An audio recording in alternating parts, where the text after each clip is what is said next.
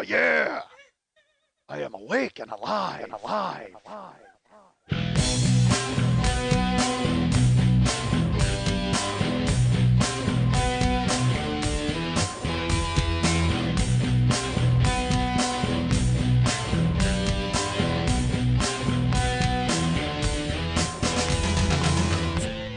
I'm so great, I gotta say it twice and cut it out once. My head's a syrup bottle that's getting tipped over every Wednesday. You're a storyteller in a storytelling podcast, and the only story you're telling now is a story about stories you don't want to tell. What the fuck?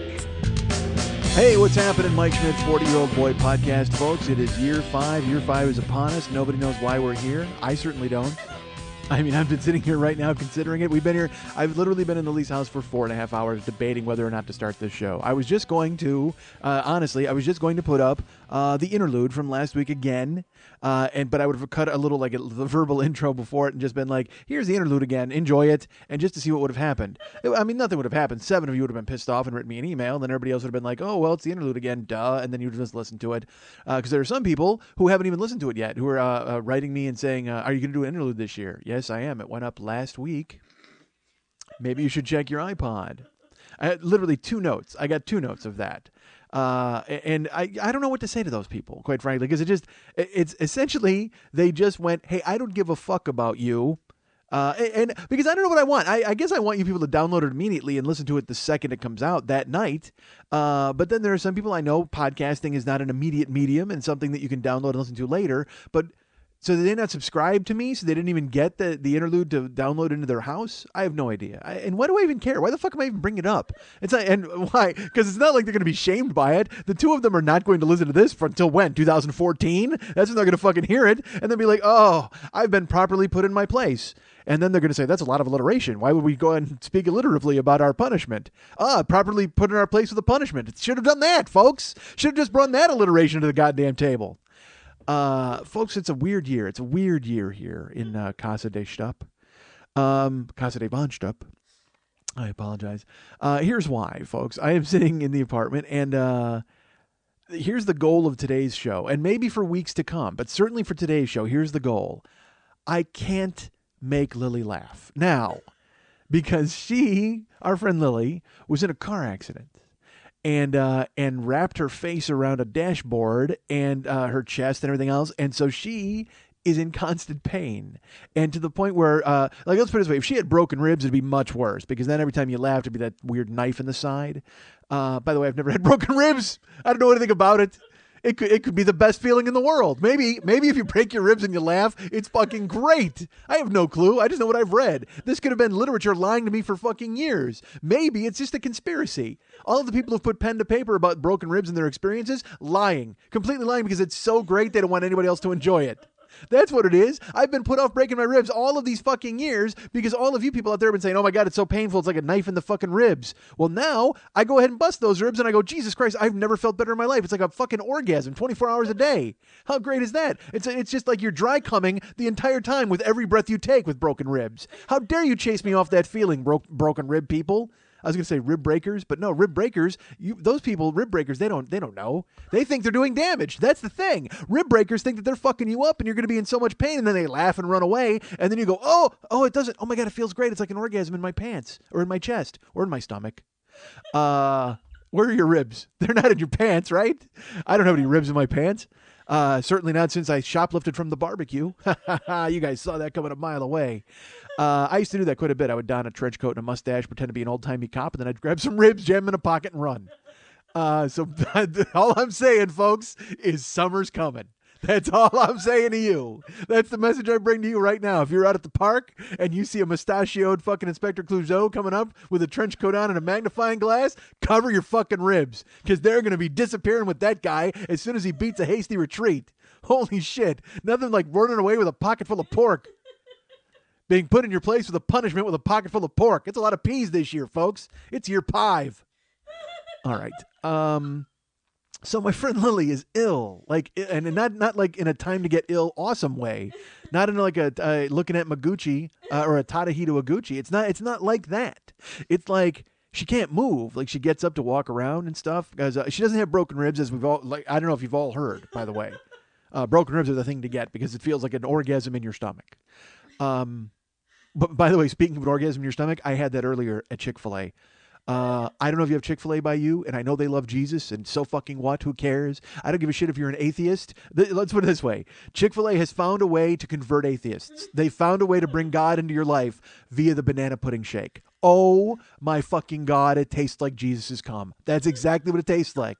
It tastes like you had a mouthful of Jesus cock, and he just fucking let loose on you, and then all you saw were unicorns and happiness for the rest of your fucking life. God damn it. It's like giving Jesus a blowjob. That's what the banana pudding shake is at Chick-fil-A. And I'm sure they would probably think that was a blasphemous description. But I say, bullshit. I go the other way. It's a perfect description of that shake. And it makes people want to drink it. Doesn't it? Doesn't it make you right now right now you get a tingle in your stomach as if you had a broken rib and it felt great, like there was a little orgasm happening. Now, seriously, run to Chick-fil-A. Don't run if you have broken ribs. Well, no, actually you do because, again, like I said, it feels really good. But go run, don't walk, folks, to Chick-fil-A. And you know, I mean, of course, the sad news is that every dollar you give goes toward a pro-life clinic. Wait, do they have pro-life clinics? Hold on a second. I probably need to think about that. I don't think there is a pro-life clinic. Would people who are pregnant go there to be reinforced their decision? Yes, you're doing the right thing by having this child. That doesn't make any sense. No, there's pro-death. Well, not pro-death clinics. I guess there's Planned Parenthood. So I guess you'd call it a pro-death clinic if you were a pro-life person. I guess, but you know what? Fuck pro-life because they've co-opted pro-life just because they think that the other side of the coin has to be pro-death. So that's what they're insinuating. I just figured this out. I'm on to you, pro-life. Who the fuck do you think you are? You think you're going to hang the pro-death label on all of us people just because you call yourself pro-life and you make me the other side of the goddamn coin? It doesn't work that way.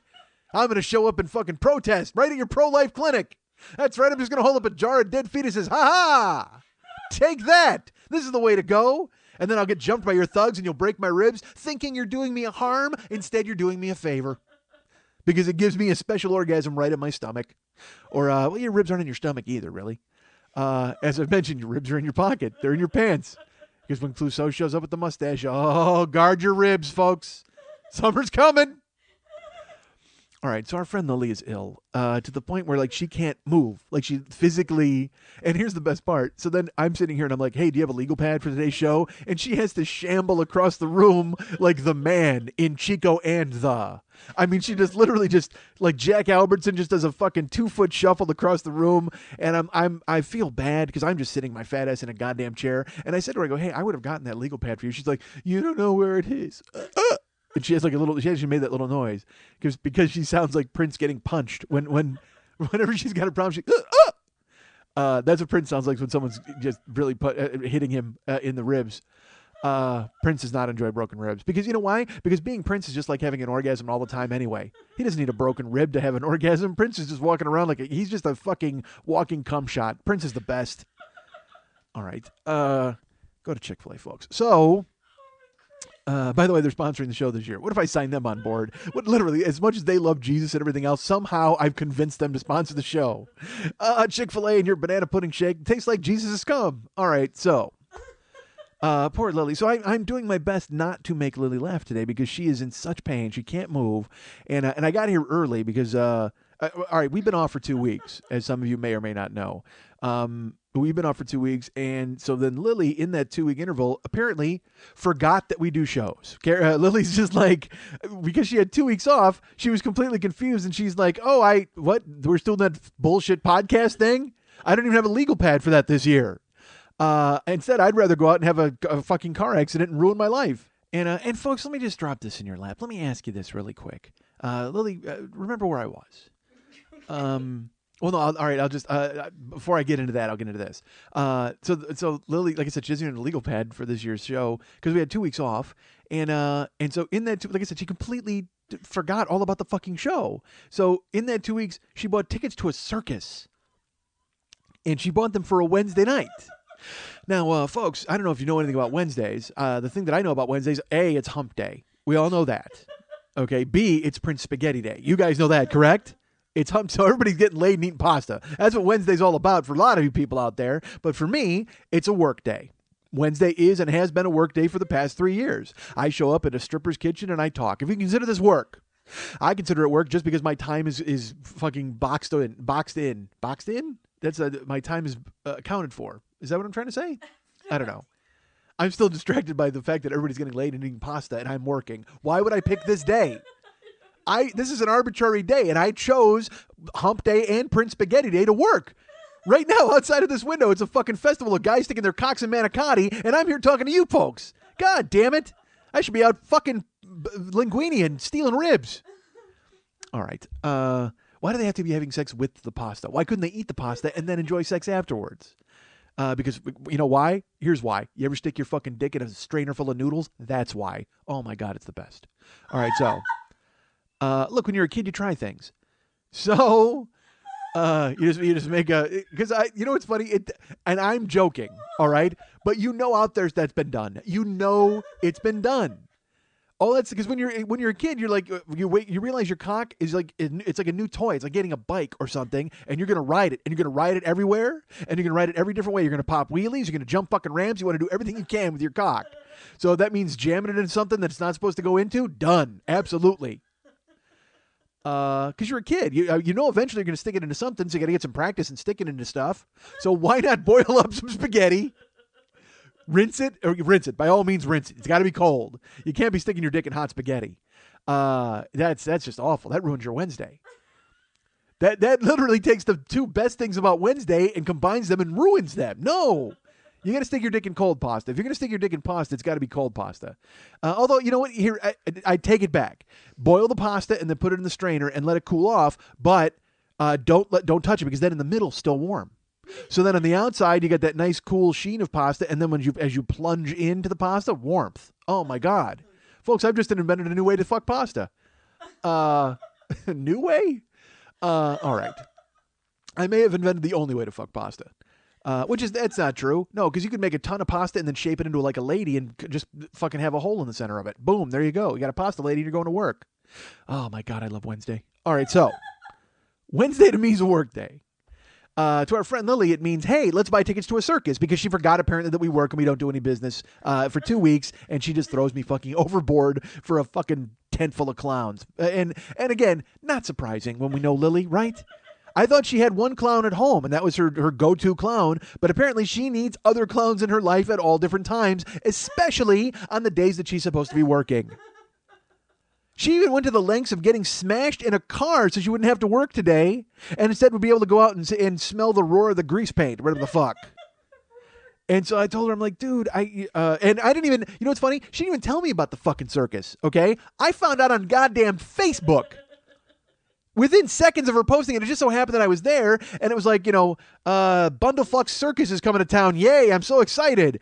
And then I looked at it, and I just wrote, she said, well, yay, Wednesday, I got my tickets, woo. And underneath it, I just wrote, this looks like a Wednesday. I guess we're having a chat. And she's like, LOL, ha ha ha. I'd love to talk, but instead I got to go get rear-ended in a car and hurt myself and never laugh at anything you say ever again. Oh, and I got to line up more clowns to fuck. All right.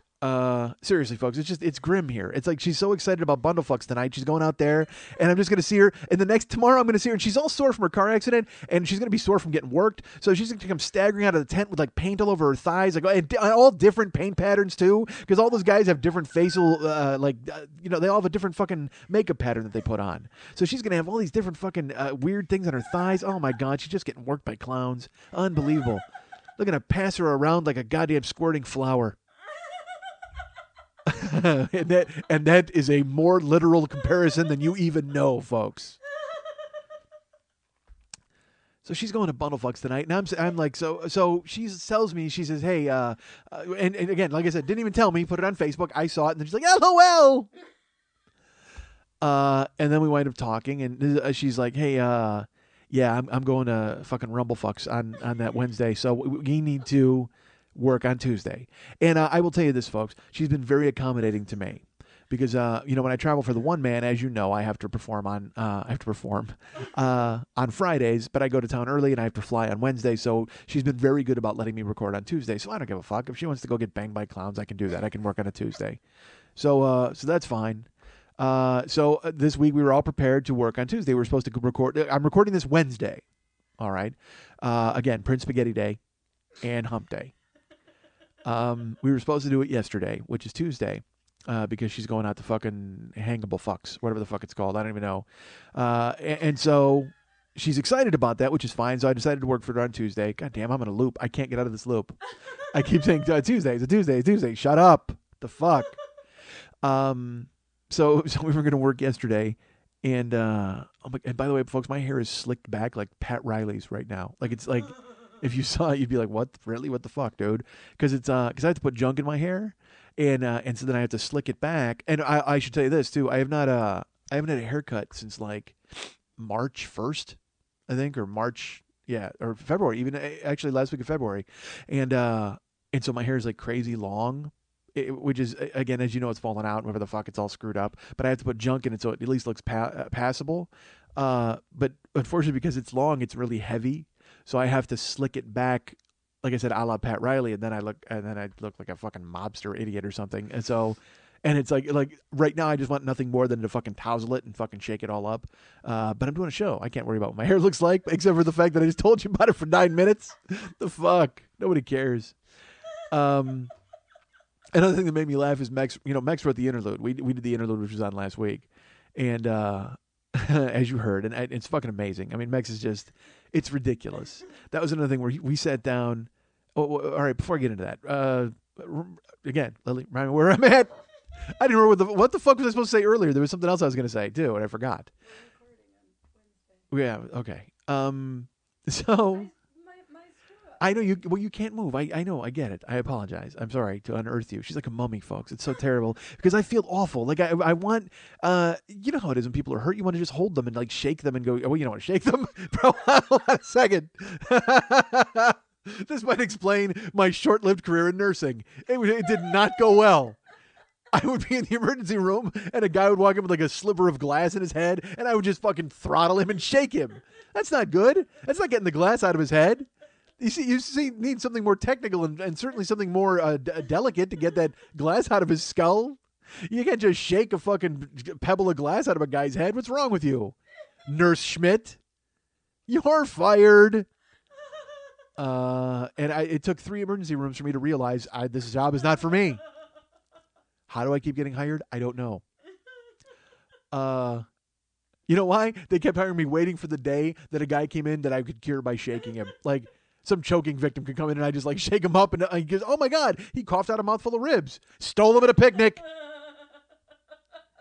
I grabbed him by the lapels of his trench coat and shook him till his mustache fell off. Goddamn. Now I'm lost. I don't know exactly where I'm at all. So Lily's hurt. That's all. So Lily's in pain. So we were supposed to record yesterday, Tuesday. All right, I'll get to that. And I'll talk about the interlude in a second. But we were supposed to record yesterday here at Lily's house. And folks, here's what happened to me Monday night. I was at work, and I went deaf in my left ear. And we all know that I have a history of ears, right? That's not good. It's bad, quite frankly. I'll go so far as to say bad. It's not even not good. It's actually jumped the broom and landed on the glass and had a Jewish wedding with bad. So my ears are fucked. So again, the haircut, yeah, I'm lost. I was talking about the haircut, but I talked about it. Yeah, I had a haircut. Okay, because I haven't cleaned, or I haven't done my ear peroxide like nonsense since probably San Francisco, which was February 17th, or maybe even the show before that, which may have been Milwaukee. In November. So, because I don't like putting things in my ears, whether it's liquid or solid.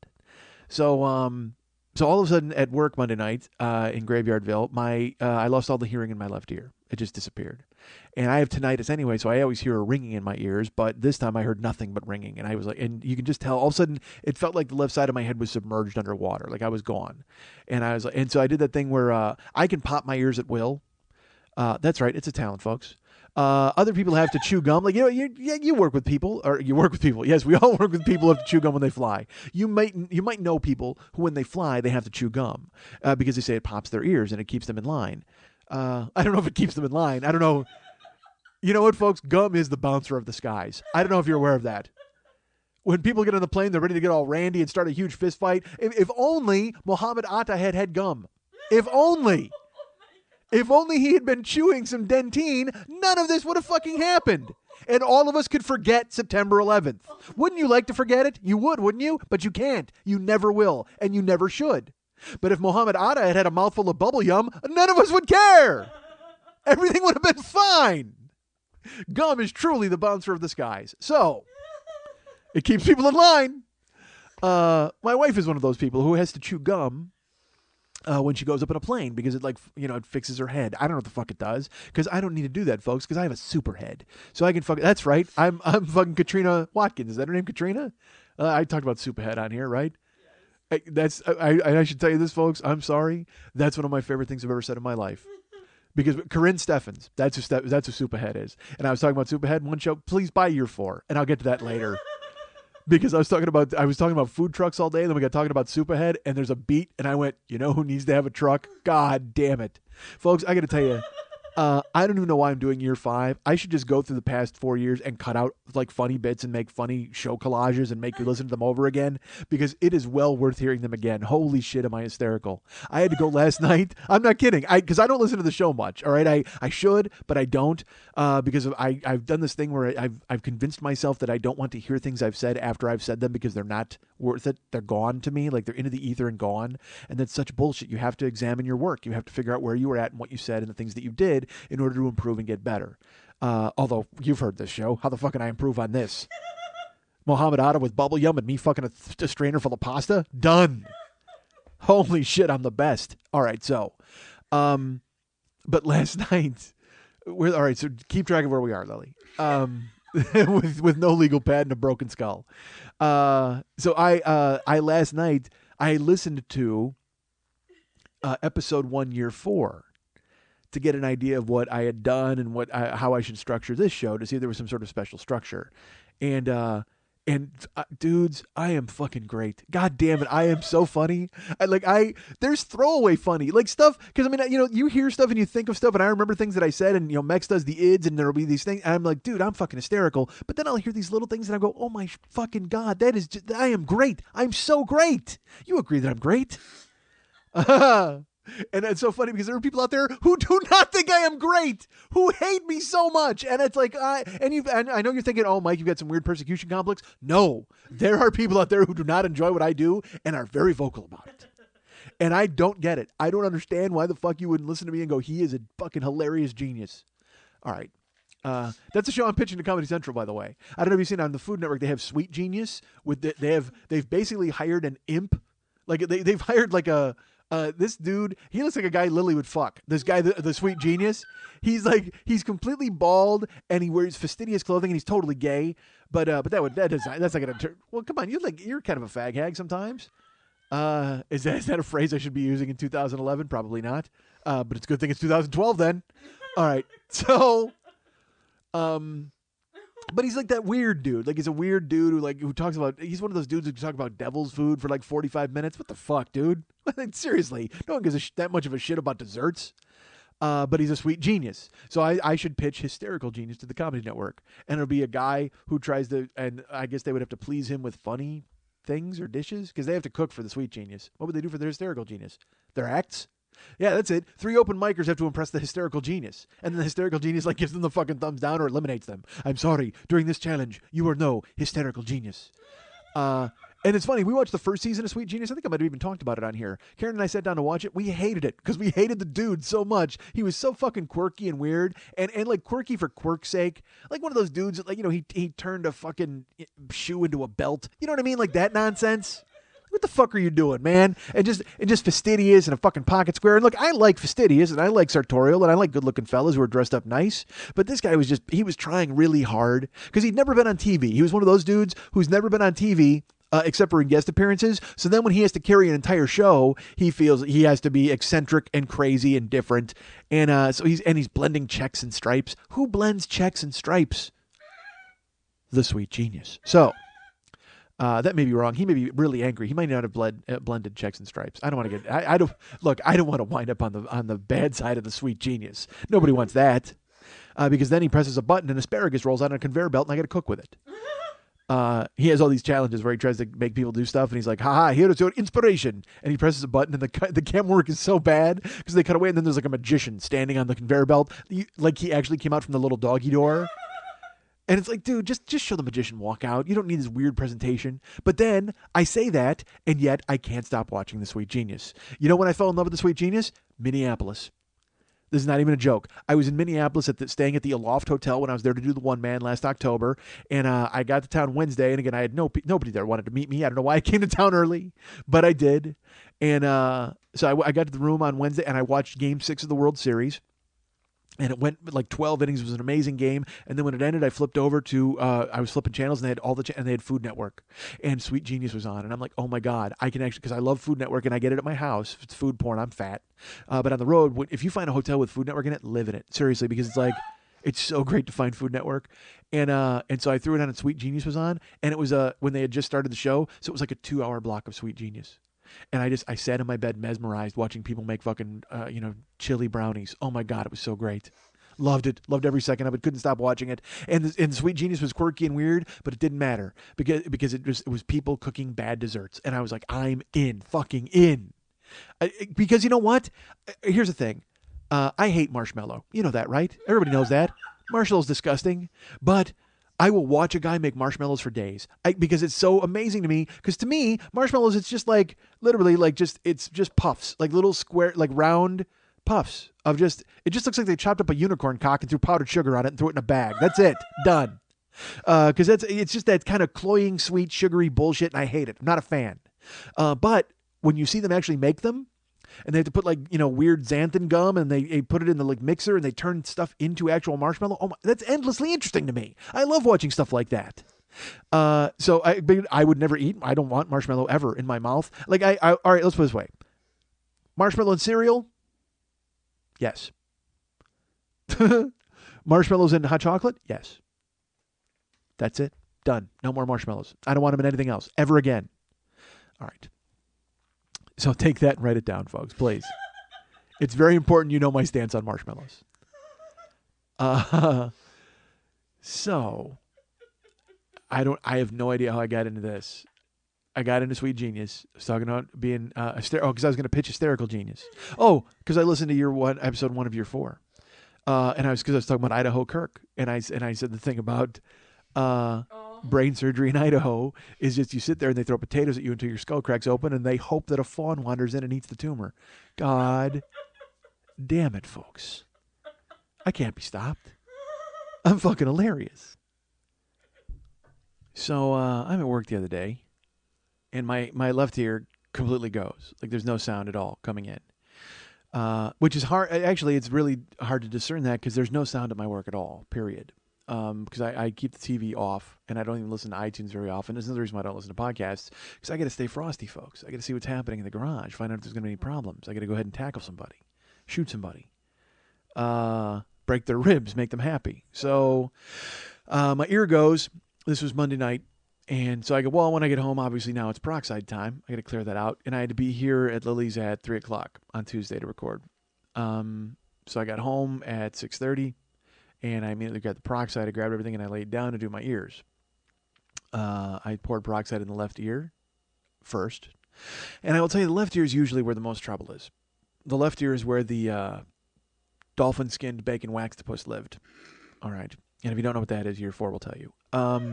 The dolphin skin bacon waxtopus lived in my left ear. So that's where I immediately go. And of course it starts sizzling. If you ever pour peroxide in your ear, that's the whole point because that means it's working. So it's bubbling and bubbling and bubbling and bubbling and it won't stop. And so what happens is usually you put in the first batch of peroxide and then it bubbles out to where it's just foam. Like the peroxide itself is gone.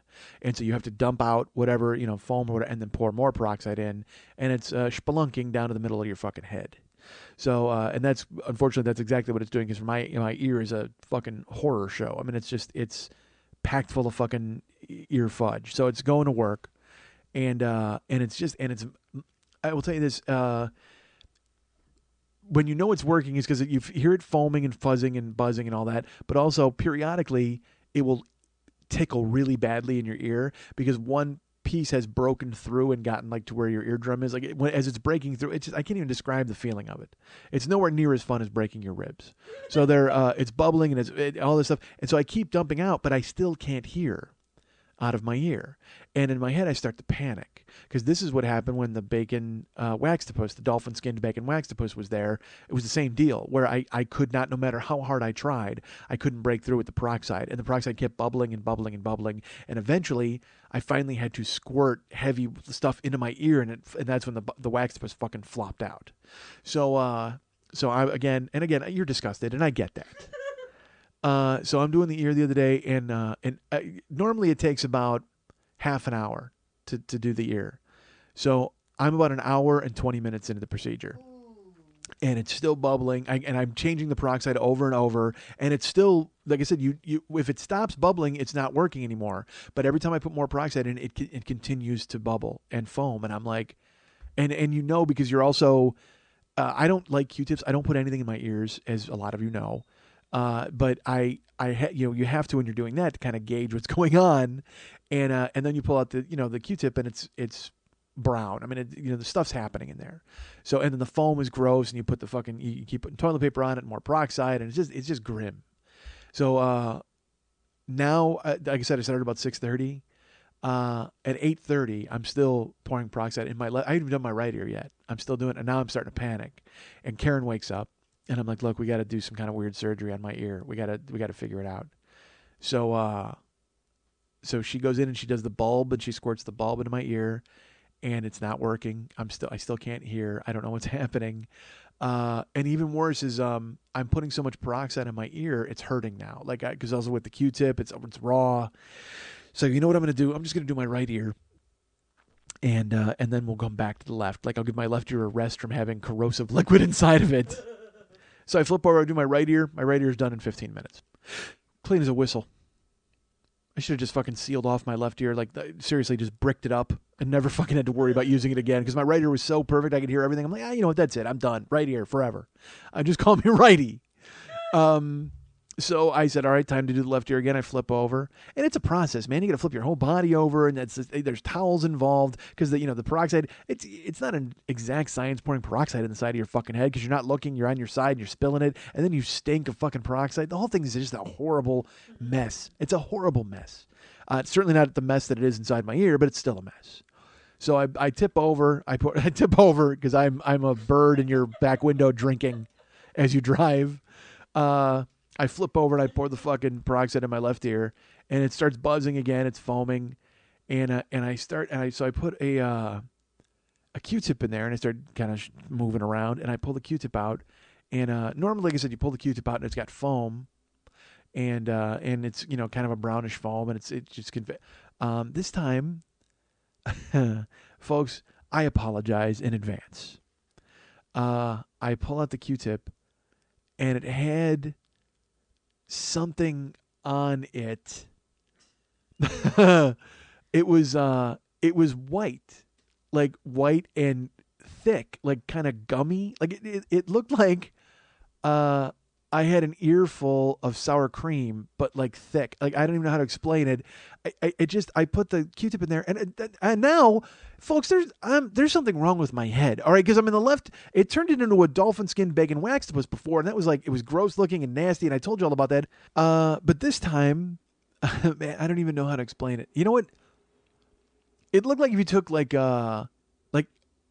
half marshmallow and half cream cheese, and you mixed it together. Like, it was that kind of sticky and gooey, but also that thick, weird consistency, like you could spread it. Like, it was awful. And it's funny, because I'm sure marshmallow and cream cheese to some of you sounds delicious. I'm sure that's something where you're like, I've heard it's a fantastic dip for fruit, for people who like to ruin the taste of fruit. I don't know who you are. Stop dipping fruit into things, people, okay? Fruit is good. It tastes delicious. It actually comes in its own little carrying case, that skin stuff that Jesus put on it, all right? So, if you want to taste fruit the way it's supposed to be intended, just eat goddamn fruit. Quit dipping it in caramel and fucking bullshit chocolate and ruining it by putting it in marshmallow and cream cheese, which I don't even get. That makes no sense.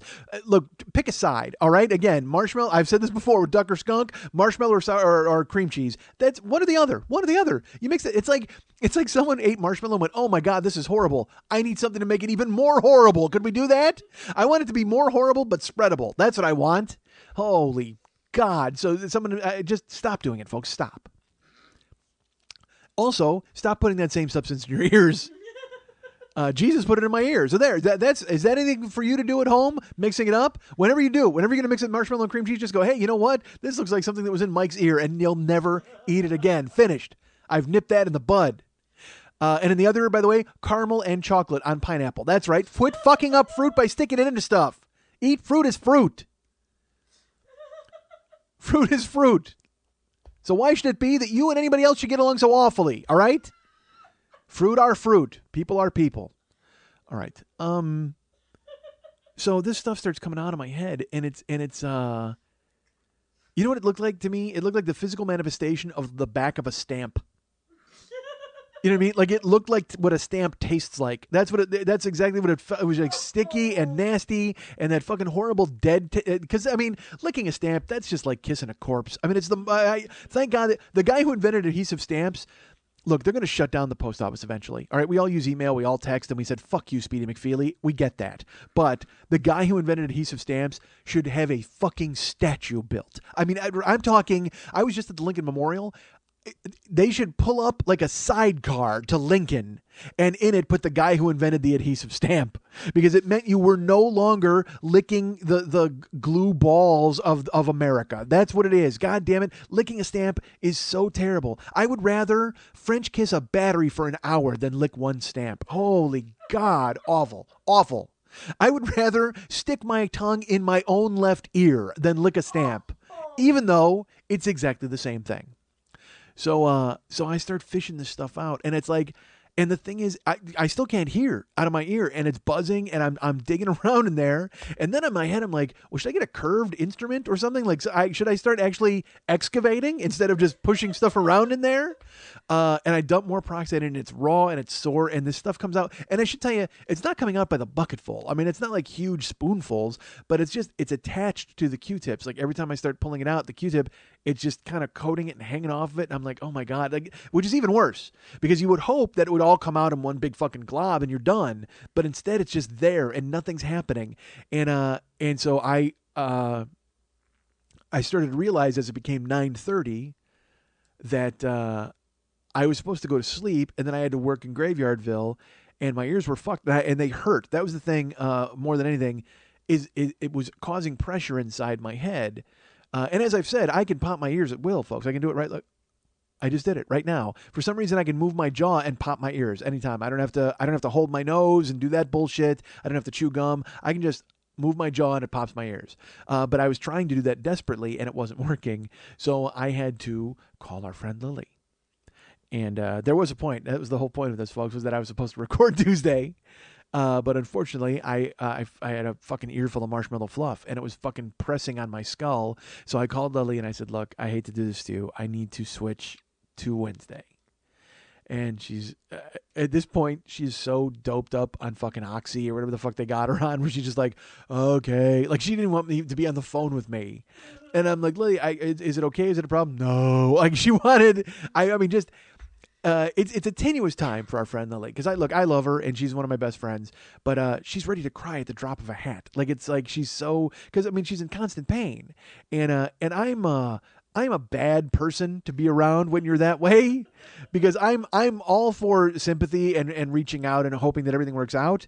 But eventually there comes a time where I'm so selfish that I think of myself, and that time would be within like 5 seconds. Like, it's like, oh my God, I'm so sorry about your shoulder. That sounds terrible. So can we mix these spots? I mean, it's like, it's that kind of, there's not even two sides of the coin. We didn't even get to flip the coin. I take the coin, I put it in my pocket, and I go, let's get to fucking work. All right. Awful. And I try to be as sympathetic as I can. I try to be empathetic, because I was in a fucking car accident myself, as you recall. And it fucked my jaw up and it fucked my head up, and I had to go for all the same shit that she's going through right now. But folks, I soldiered on. All right. I went ahead and I did it. Nah, it's just being a dick. I'm just kidding. I wanted you guys to go, what? Really? In her face? She's sitting right there. You do realize that, right? I just thought it'd be funny to come out as like some ball breaker boss. Like, I would do a podcast and I'm actually going to care about it like that much. Fuck you. You're in pain. You're fucking recording. By the way, my ear hurts. So it was so stupid. Like, she's willing to record with me on Tuesday. And the thing is, she's like, I got to see a lawyer, and then I got to see a doctor, and then I got to see a butcher, a baker, and we're going to make some candles later. I mean, like, she's got all fucking millions of things. She's going to a cake class with Seth and Brandy. She's got all this bullshit going on. And I called her, hey, I can't hear out of my ear. Like, such a baby fucking pussy thing to do. I felt so awful. Folks, I'm not a man. We know that I'm not a man, correct? So then I called her to try to drop that on her. I'm like, look, I can't, my ears, we can't possibly, and then there's a thing, and then possibly my ear, and it hurts. Oh, did I tell you my ear hurts? And she's at that point, she's so over it. She's like, fine. It's just another in the million phone calls she's going to get that day that fuck her in the ass. And she's like, fine, good, fine. Now I can see the lawyer and enjoy it. No, she's not going to enjoy it. So I actually had to postpone the Tuesday record and then go back to my ears. And I said, I'm going to bed. Instead I went to bed. I didn't fuck with my ears. And then I woke up and said, and immediately, dude, there's nothing worse than waking up and going, time to, remember time to make the donuts? All right. That's much more preferable to time to burn the marshmallow fluff out of my ear with a corrosive liquid. Time to pour Drano in my head. But I did. I got up and I had to do it again. I had to redo my ear.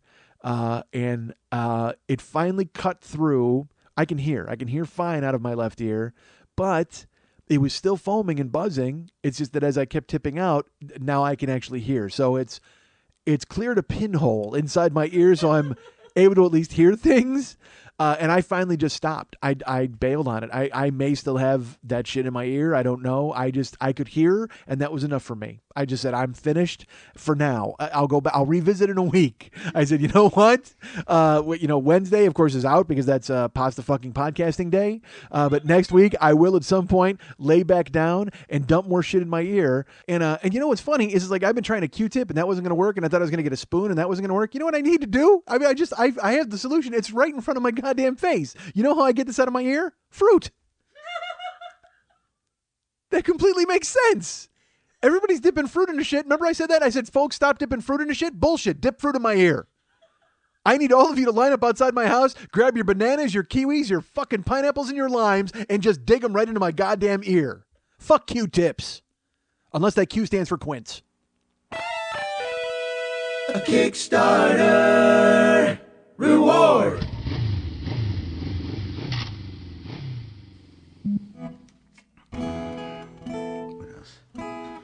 Oh, If nothing else, we can agree that I've been great today. yes, but I don't know if you can do this. Here, check this out.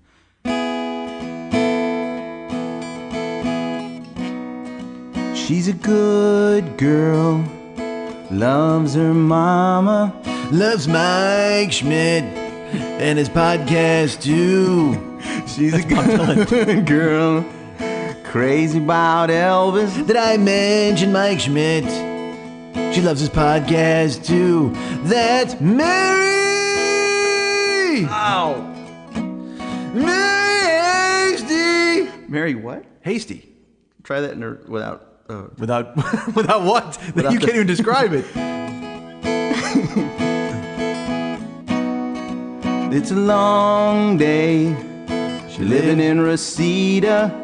Mary Hasty. Oh man, don't move to Reseda. By the way, it's awful. Holy God, is it awful. Don't sing her name again. That was one of our new Kickstarter rewards. Songs, jingles, spots. You can hear a lot of those, folks. That was for our friend Mary Hasty, who donated to the Kickstarter East Coast Tour, which, if you donated to the Kickstarter East Coast Tour, you'll get your rewards someday. Actually, I think the lower tiers are all pretty much covered, the lower tiers. But I think certainly all the 25s and under are covered. The 50s are in play because people want shirts from different cities. So anybody who's got a Boston shirt coming or a Cleveland shirt coming, they'll come as soon as I order them. Which, by the way, I'll tell you this. If you want a Cleveland shirt, you've got 2 days left to order. Okay, because the order, and not actually, that's bullshit. I'm recording it Wednesday. If you want to pre-order a shirt for Cleveland, I need your order by end of day Thursday. End of today. If you're hearing this. But I put it out on Facebook. People know it's out there, and which is fine. It's just I have to order it, and I'll get it in the T-shirt thing in the coming weeks. But as is now, if you want to pre-order a Cleveland shirt, you need to do so this second, right now, because I will stop taking orders when you finish hearing my voice on this podcast. End of business Thursday, end of day Thursday, because Friday morning at 7 o'clock a.m. my time, I'm placing the call to order the shirts. Do you care? You don't care, but I'm just letting you know. So if you're hearing this on Thursday, because again, I think that everybody just tunes in right away. As I've mentioned before, actually, we know that there's 2 people who won't be ordering Cleveland shirts. The 2 people who are like, when are you going to do an interlude? Guess what? So if you did order for Kickstarter, again, like I said, you will be hearing those sorts of things throughout the year. There were people who got audio promos. There were people who did not. There are other people. It's a long story, but if you donated, you'll be hearing a lot of people. And if you have if you're in the larger tiers of Kickstarter, I should tell you this: hang tight. We're still working on getting the caricatures done. We're still working on getting the prints and things like that for everybody. Those were the higher tiers. The 300 tiers, I've seen Joel and I saw Francis. I will not be seeing Ed. I don't think. Because Ed is in a different city, but he may see me in a different city. But I have not sent you guys your official packages yet.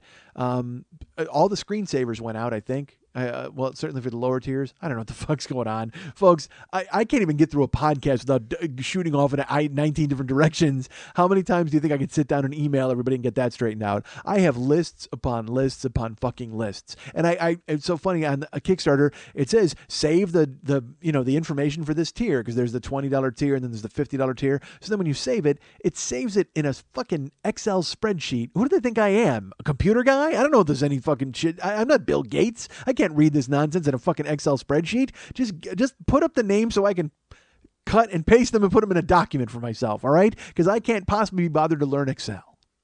And by learn Excel, I mean open it. I have it. I have the 2011 Excel, and it's real pretty down there in my little toolbar. I've never clicked on it in anger. Never once. It opens on its own occasionally when the internet tells it to, but I have never once clicked it and said, I need to check out what's going on with Excel today. I could not give a fuck less, honestly. Look at all the fucks I give. 0. All right. But if you're on a Kickstarter kick, I don't know what that means. If you're waiting to get your caricatures, things like that, I should tell you that's all in motion. Unfortunately, it has put back a lot of my other plans that I had, like the new website, like having year 4 on sale, like all those sorts of things, like having other things designed. And there are grandiose plans, folks. By the way, let me go ahead and say this real quick. Gio, I will be calling you in the next couple days. That goes to the grandiose plan, folks. I have to talk to a guy named Gio, and I have to explain things to him. I have not talked to Ryan. Ryan is the website guy. I actually texted him this morning, and it's so funny because I talked about him on the show a couple weeks ago, and I said, fucking Ryan, I haven't even gotten him going on the website yet, and he actually texted me like, I'm ready when you are. And I went, this isn't on you, Ryan. I might make it sound like it's on you on the show, but everybody pretty much knows it's my fuck up. So Ryan's like, hey, ready? And Ryan is like he's Farmer Ryan, because we had Idaho Kirk doing the website before. Now we got Farmer Ryan, who's up fucking early. I texted him this morning at 5 o'clock. He responded. What the fuck? Go to bed, Ryan. Because I know he's not up. He's on a farm. He's got to, fucking slop the hogs and all that bullshit. Which, quite frankly, I don't know if I should trust the guy to solve my website, because it's like, all of a sudden I go to you go to my website and you open it up and there's a picture of a baby chick that he's proud of, and it's like, dude, what? Seriously? But Ryan, he factors in, because as you know, folks, whenever we start a new year here at the 40-Year-Old Boy podcast, we announce goals for the coming year that we want to accomplish and we want to go ahead and make happen. And by the way, when I say that we do that here, I think we did it last year. I don't think we did it we certainly didn't do it for year 1. My goal for year 1 was to finish the first episode. That was literally my goal for year 1, was to finish that Steve Perry story and quit fucking talking. That's all I want. I just wanted to stop talking. And as you know now, the goals in year 5 are to never stop talking. So year 2, I don't know, the goal was to find a comfort zone in Lily's new fucking apartment, and she got divorced. And then year 3, there were actual goals. And like I said, I went and I sat down last night. Or no, year 4. Year 3 was when you moved, right? I don't fucking know. Folks, who knows? I didn't listen to all the year 1, I didn't listen to the first episode of every single year. And I've been here 2 years, so 3 years total, yeah. So Okay. Year 2 was when I moved. That was the art table when I smashed my head in a thing when you were living with the fucking, that's when you started to sow your wild oats. I'm still sowing them. Are you really? It's real slow. You're tilling them. You're waiting for them to bear fruit. You've planted them into the ground. Your oats are not so wild. Now you're sowing your oats. They're not so wild anymore. Let's be honest.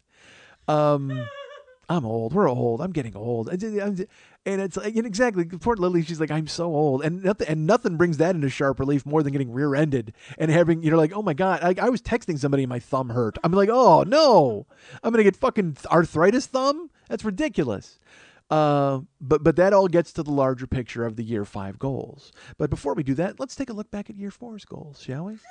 Let's sit, because I'm sure a lot of you already have them committed to memory because you all listened to year 4. You remember episode 1 of year 4, a scant 54 weeks ago? I'm sure you do, folks. It was called My Duck Face is Awesome.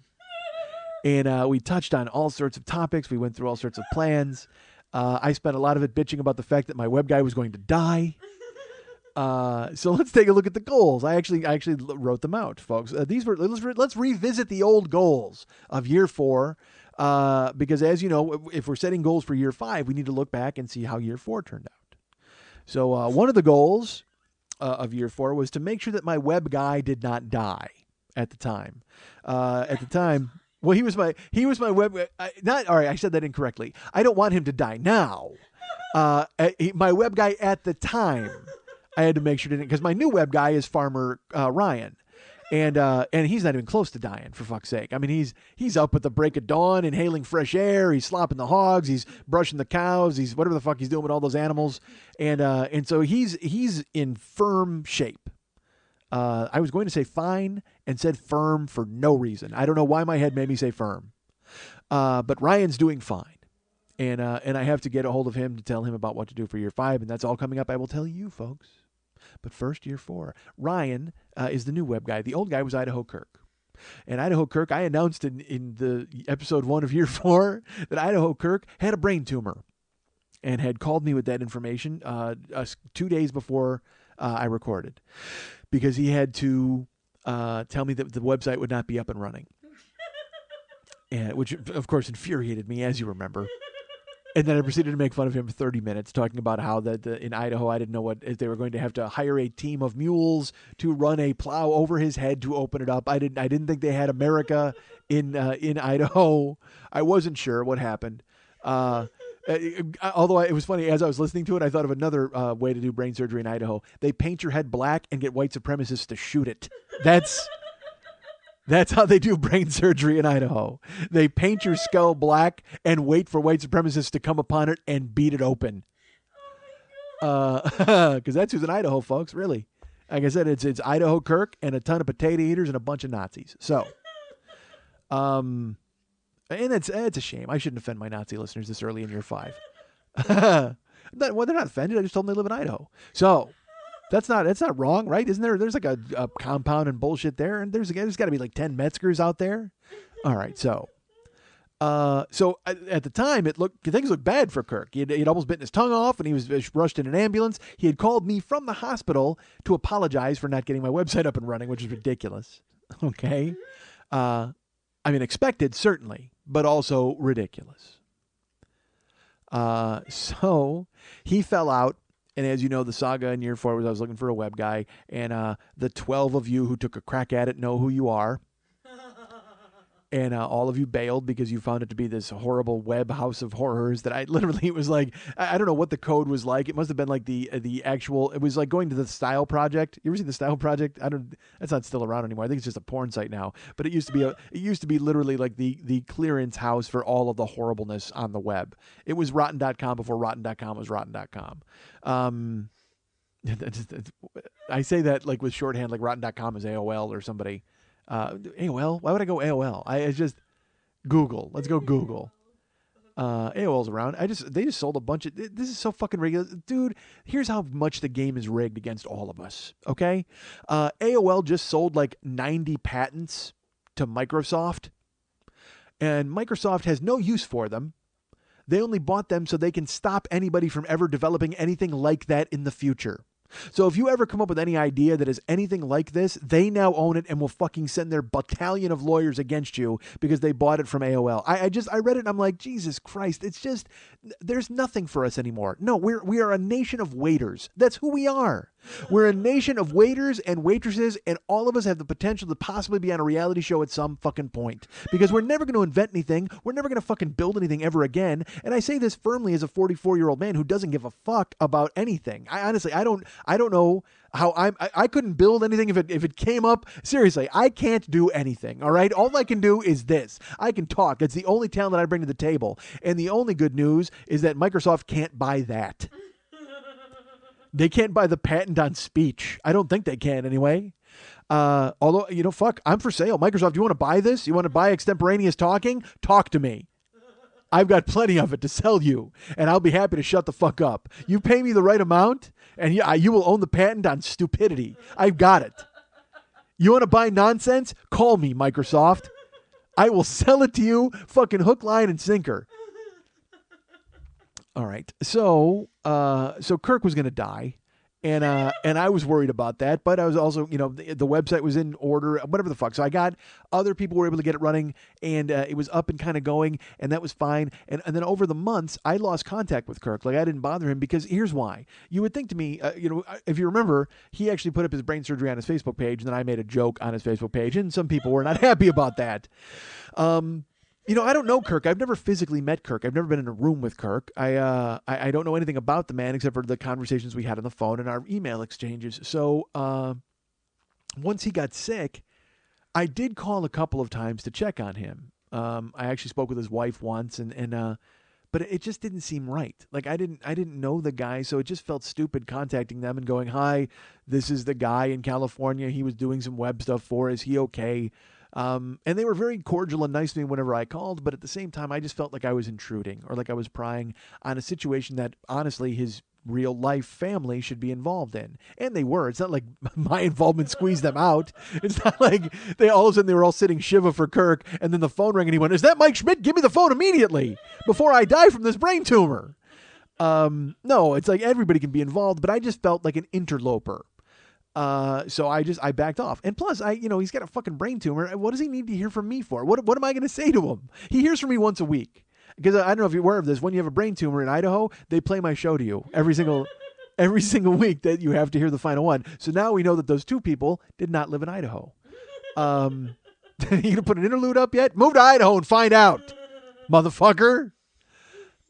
So I will tell you that, so Kirk was going to die, and I was worried about Idaho Kirk, but at the same time, not worried enough that I could be bothered to call him because I felt like a weird interloper, and that was strange. I was just waiting for his wake so I could show up and be fucking hilarious. So, a couple of weeks ago, 3 weeks ago, 2 weeks ago, I get an email from our friend Idaho Kirk. How fortuitous that it would come when we were looking back at last year's goals. One of the goals of last year was to make sure that Kirk did not die. I get an email confirmation that goal number 1 has been achieved, ladies and gentlemen. We saved Idaho Kirk's life. He did not die. Because that was one of the goals of this show. We said, we can't have Kirk die. Done. We did it. You and I together, folks. Grab our hands together. We have the power, and we did it. And we used it to save Kirk. Idaho Kirk is fine. He is back working, doing his computer programming stuff, which is great. His family is good. He said there is no recurrence of tumor, and he's healthy and safe, and which is great. But then here's my favorite part. So that's the whole first paragraph, catches me up on him and what he's doing and how he feels. The second paragraph, and it will show you what kind of a guy Kirk is. The second paragraph, Kirk says, "Hey, if you have any website questions, let me know. I'm happy to solve them.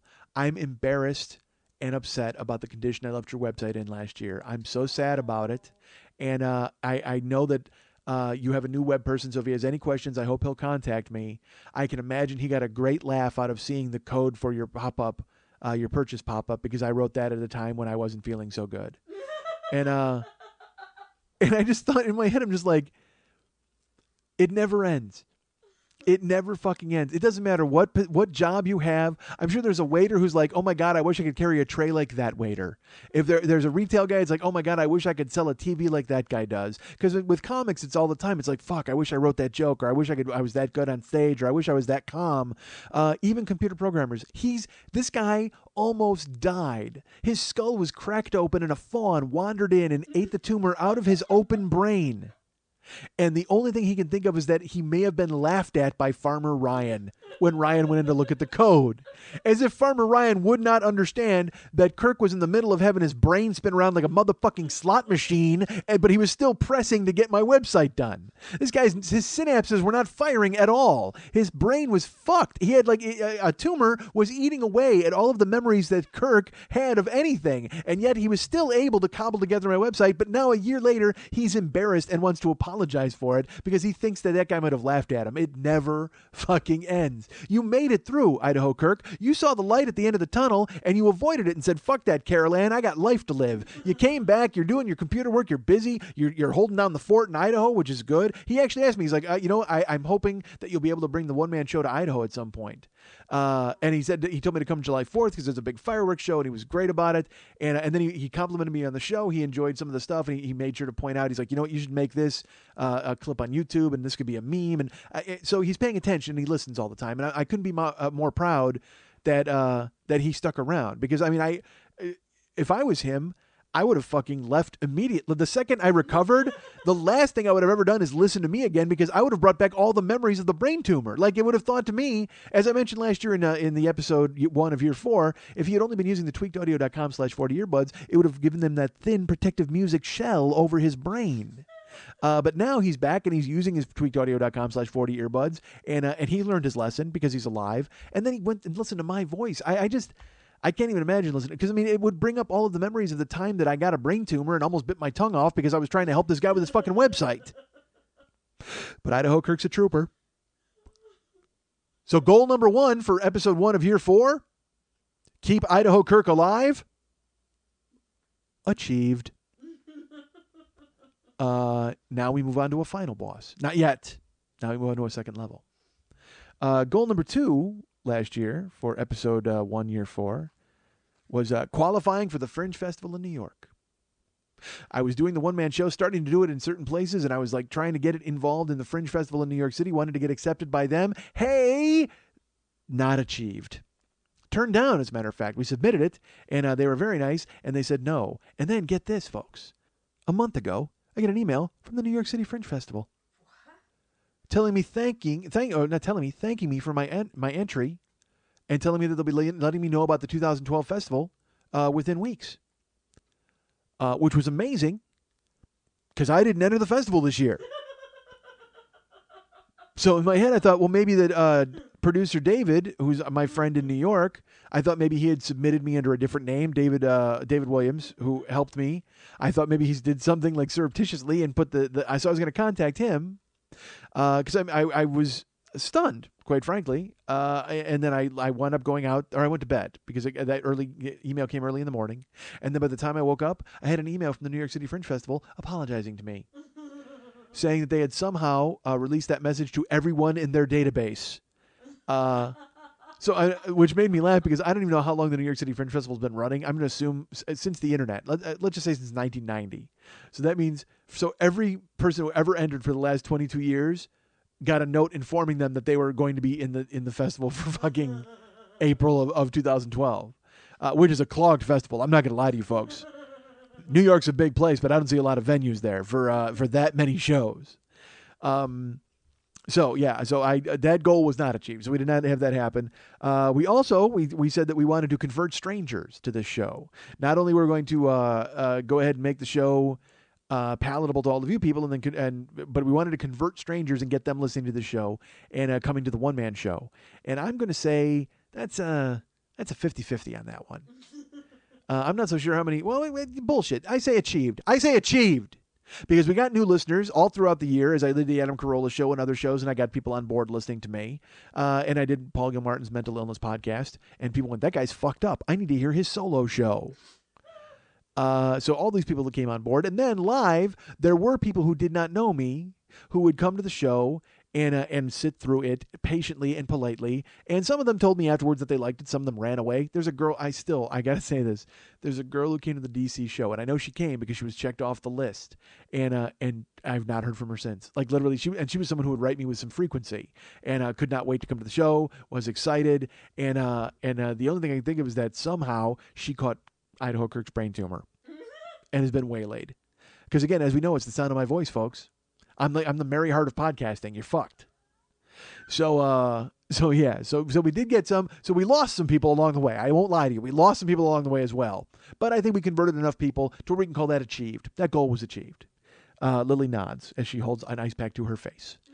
Another thing I came up with, dude, on the fly in episode 1 of year 4, and it's so funny. I know you're thinking to yourself, why didn't we just listen to episode 1 of year 4 if you're just gonna fucking recap it, you dick? And I apologize. Let me hustle through this. But it was a way to just talk about goals.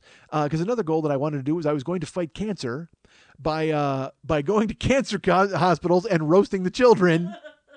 And remember I said I wanted to be Patch Adams, but then on the fly I named myself Eye Patch Adams because I was his evil twin and I would wear an eye patch and go in and be mean to cancer patients. God damn it. Folks, again, hilariously genius.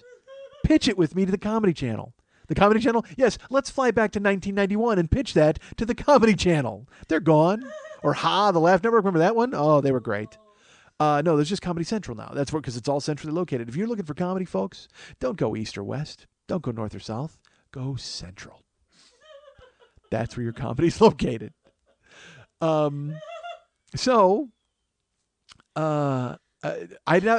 will say that goal, unfortunately, as hilarious as it was, not achieved. I did not become Eye Patch Adams. I did not show up in hospitals and roast cancer kids. I should have, but I did not.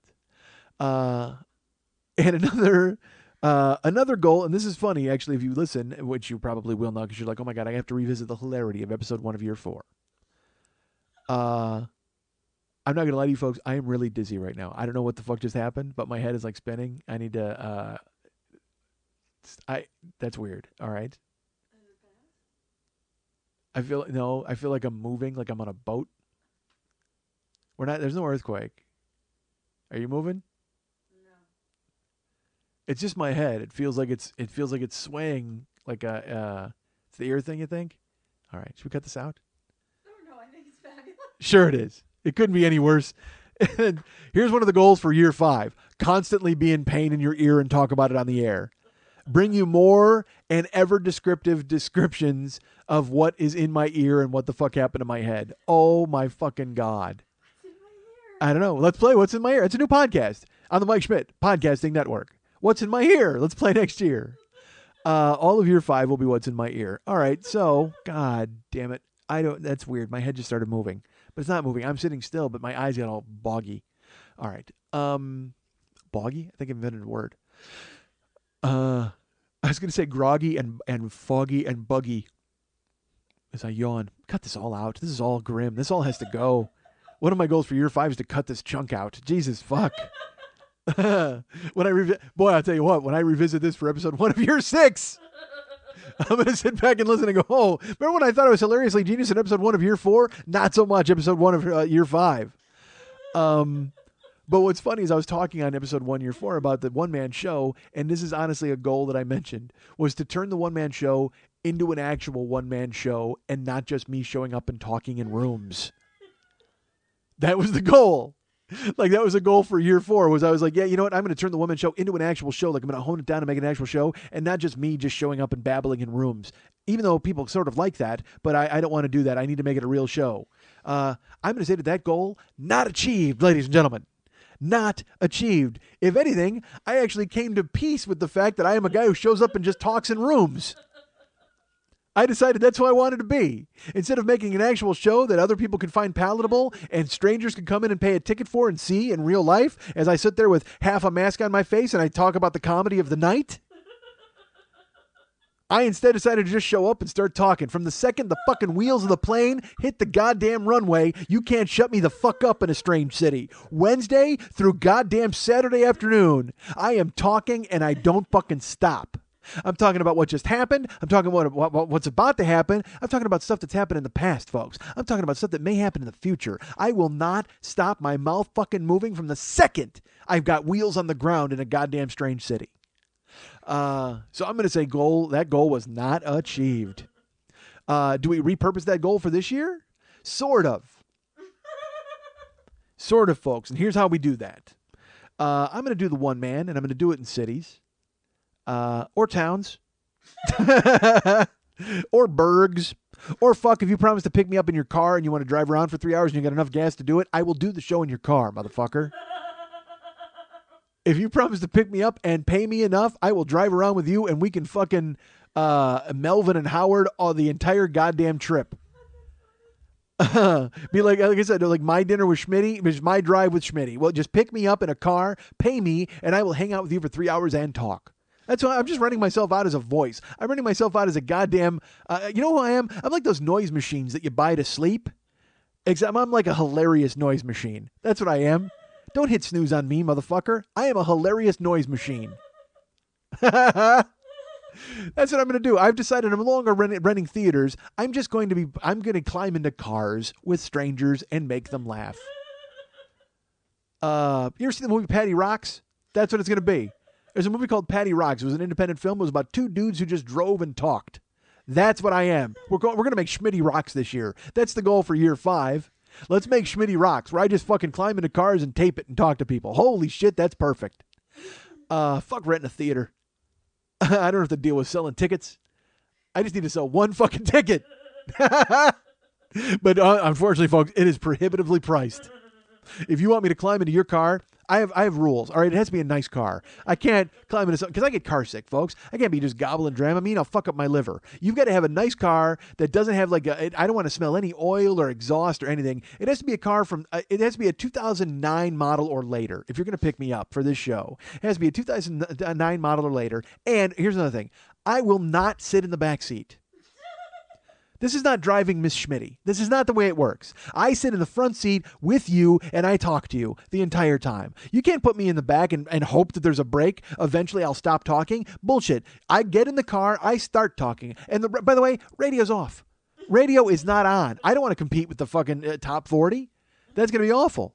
So I will just talk and talk and talk. Radio's off and I get to control the temperature. All right? That's another rule. I control the temperature in the car because I'm probably going to need it cool because I'm going to be talking for 3 fucking hours, folks. And if I say stop for a drink or a restroom, you stop. Basically, you pick me up and I own you. You are now my car driving slave.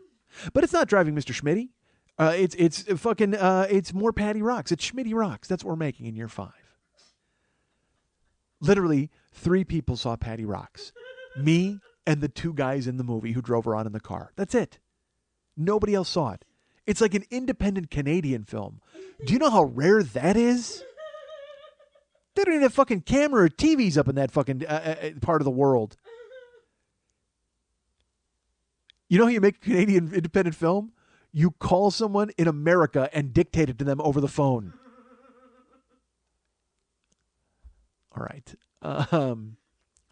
So, goals for year 5. I'm going to dress better. No, I'm not. I will wear jeans. You know what, folks? Well, also, when you pick me up in your car, I will wear jeans. That's what I will wear. I will not wear ripped jeans like young Lily, who keeps flashing a bit of leg at me this entire time we're sitting here talking. Yes, I see the number. She's so horrible. She holds up, not horrible. She feels horrible. So she just wants me out of her house, and I don't blame her. Yes, you do. I know.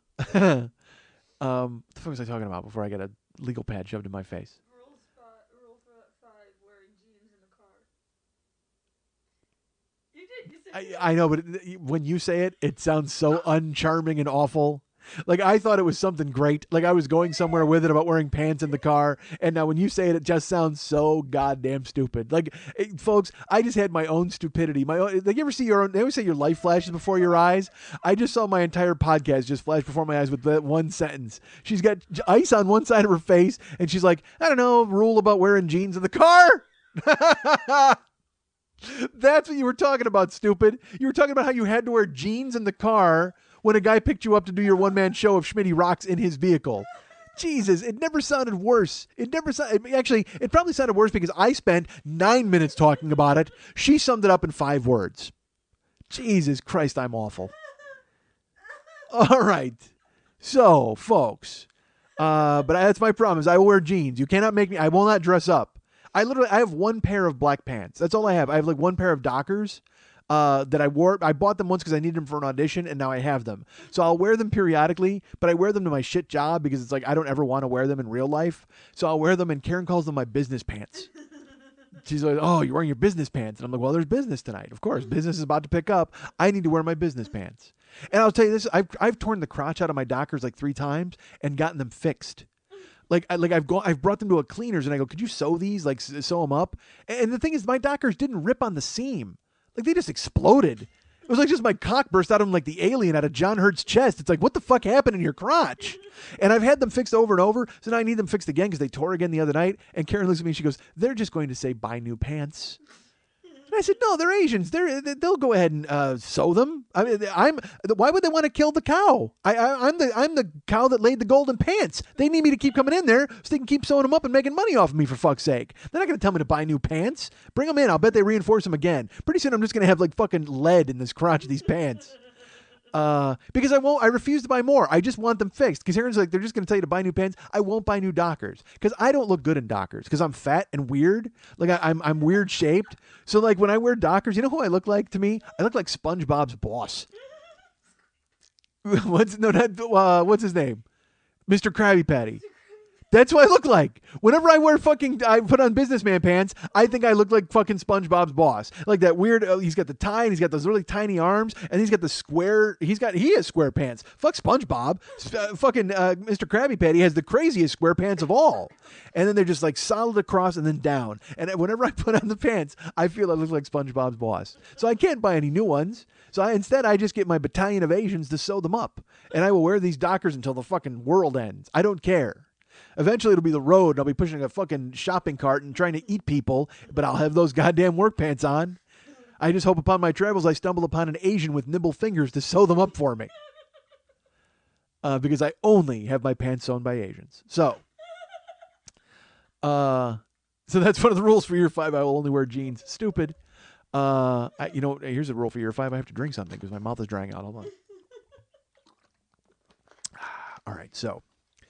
Probably didn't need to do the in your ear. That didn't make any sense. It was bad enough you heard me drink. No, I'm trying to figure out what the hell to do for year 5. New goals. I've revisited the old goals. I've talked about them. I had an idea for a goal for year 5. I'm not sure if it makes sense. Actually, all right, I had a couple of ideas. Here was the number one idea I had for a goal in year 5, and I liked this idea a lot. And I thought I could actually get some press out of this, and I could possibly spin this into something. You ever see the movie Leaving Las Vegas? Where Nicolas Cage basically decides that it's over. And he's just going to drink himself to death. Well, folks, I don't drink. But if there's one thing we know about me as I go out of town and I go to certain places, I go to a lot of fancy restaurants when I'm on the road. And I thought of the idea of gradually eating myself to death over the year. Like completely just foregoing any pretense of taking care of myself, letting go of any thought of ever living even past a year, and just indulging myself in all of the gravies of the world. Just diving off the deep end into a huge bowl of foie gras and fucking scallops and we could even call it eating Las Vegas. Because that's what they would call it when Matt Taibbi wrote the article on me in Rolling Stone. It would just be like eating Las Vegas. This man he's decided to eat himself to death and have a living record of it. So then I could write it all off, first of all, because I'd be traveling all over. This would be my year-long farewell. Like every podcast I did would be like a letter from the front of my death as I went, and I mean everything. Just saying no to nothing, and not even fast food. I mean I would eat really good, like rich, crazy, horrible stuff, but also like candy, and just not give a fuck. It would be like a weird experiment. Like I would get diabetes, but not treat it. So we would see what happened. So then like we would like cut my foot off on the air. I was like, oh my God. Eating Las Vegas. It's perfect. I would eat myself to death over the course of the year and record it and bring it to you folks. And you could all live vicariously through my death. How would that work out? Would that be good? It would just be a never-ending parade of me and cake every single goddamn week. As I told you about a different cake that I ate, or a different, like a steak and cake. I must eat rhyming food, folks. I must die at the hands of rhyming food. I need steak. I need cake. You know what else I'll eat? Shake and bake. That's right. I go double with that one, motherfucker. You know what? I eat a cake made out of shake and bake with a steak in the middle of it. Fuck that. So that was one of the ideas I had for the goal of year 5, was to gradually eat myself to death. Now look, I've been gradually eating myself to death. All right. But this way we would hasten it, because it wouldn't even be gradual anymore. It would just be a shit ton of ridiculousness, as every week we just cumulatively together shoveled one more shovelful of hash browns on my open grave. I will not rest until I am dead, covered, and smothered Waffle House style. Fuck this. It's happening. That was one thought for year 5. But then it occurred to me, what if at the end of year 5, I wasn't dead? What if I had somehow just ruined myself in such a fashion, but there was no way I was dead? And I'm not going to kill myself. I'm a pussy. I mean, I'll do it gradually. I'll kill myself with Frankenberry, but I'm not going to do it with a gun. Fuck that.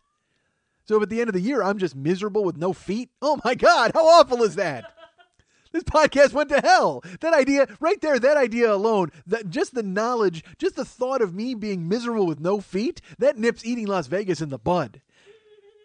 I mean, I have glamorous idea. I want to pace myself. I want to go 51 weeks, and then right as we approach week 52, on the air, I like a final, like a last meal, like a convict would have, where I just bring a whole bunch of shit in here into Lily's house, and I just eat until my heart explodes on the air. How fucking great would that be? You'd actually hear it go. You could actually hear it just like a little, as I was talking, in the back of my throat, you just hear like a and you'd know that was my heart exploding, and then it was like, hey, you guys can get me at heaven, and then gone. By the way, that is not correct.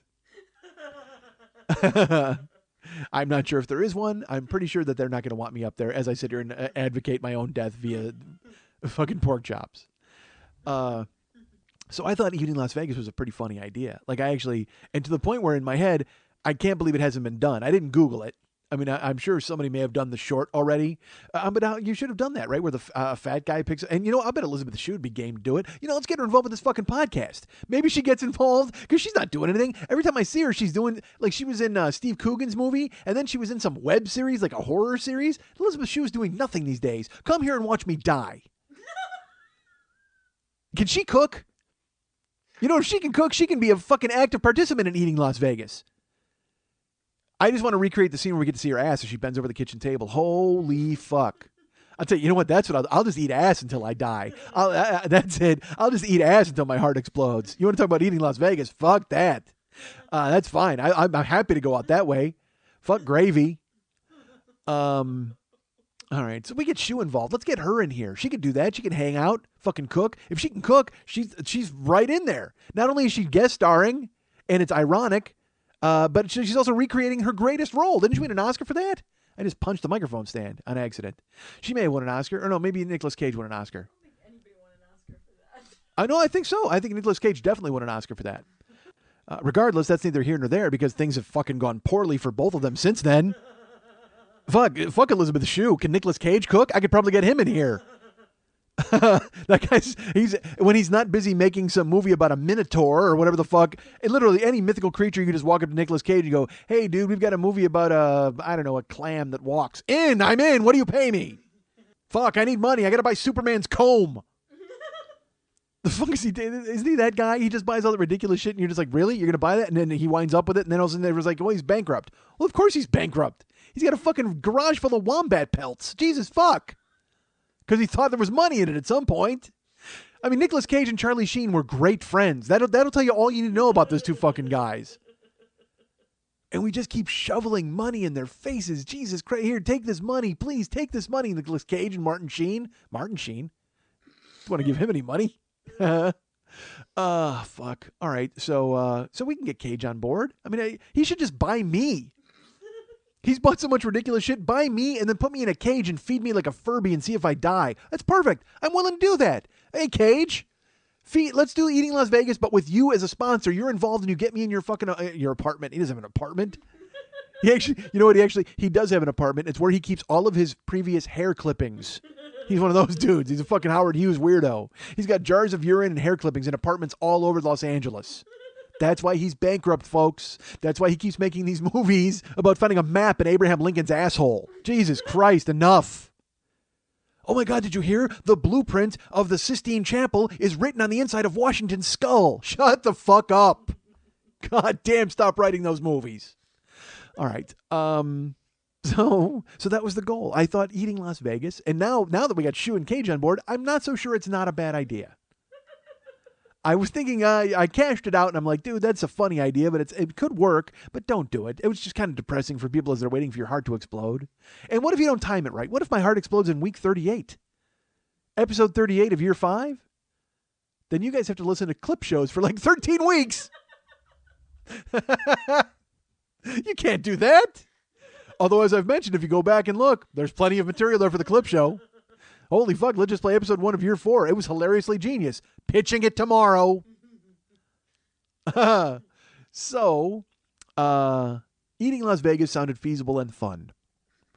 Except for the being dead at the end of it part. And especially but also the being miserable with no feet. That really sounds awful.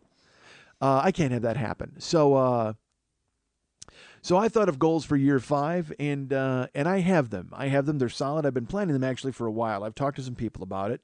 Some people out there know what I'm discussing, so they're about to hear their names mentioned because I haven't called them either. I was supposed to call Ryan and never did, and then he wound up texting me this morning. Oh, I didn't finish that story. So Ryan, I finally texted him this morning. I said at 5 in the morning, and I go, hey, I owe you a phone call. I'll explain to you what's going on. And he texted me back like, thank God, I thought you wanted the site up by Thursday. Which is funny because I have not given him any information in a month. Like, what did he think? He was going to magically come up with it? Who does he think he is? Idaho Kirk? Who could just magically, through a brain tumor, write a string of code that's laughable? Whatever, idiot. I'm glad you were on death's doorstep and you wrote my fucking code, stupid. So Ryan was like, yeah, I thought you wanted the site up by Thursday. No, dude, don't worry about it. I'll get to you, I promise. Because right now, we are fucking swimming in Kickstarter, trying to get that taken care of. And once that's done, we can get moving on the website. And also, I owe a phone call to Gio. Gio, if you're out there, tell Katie to relax and not to answer the phone. Because if the phone rings, it's for you. All right. So eating Las Vegas was a good idea.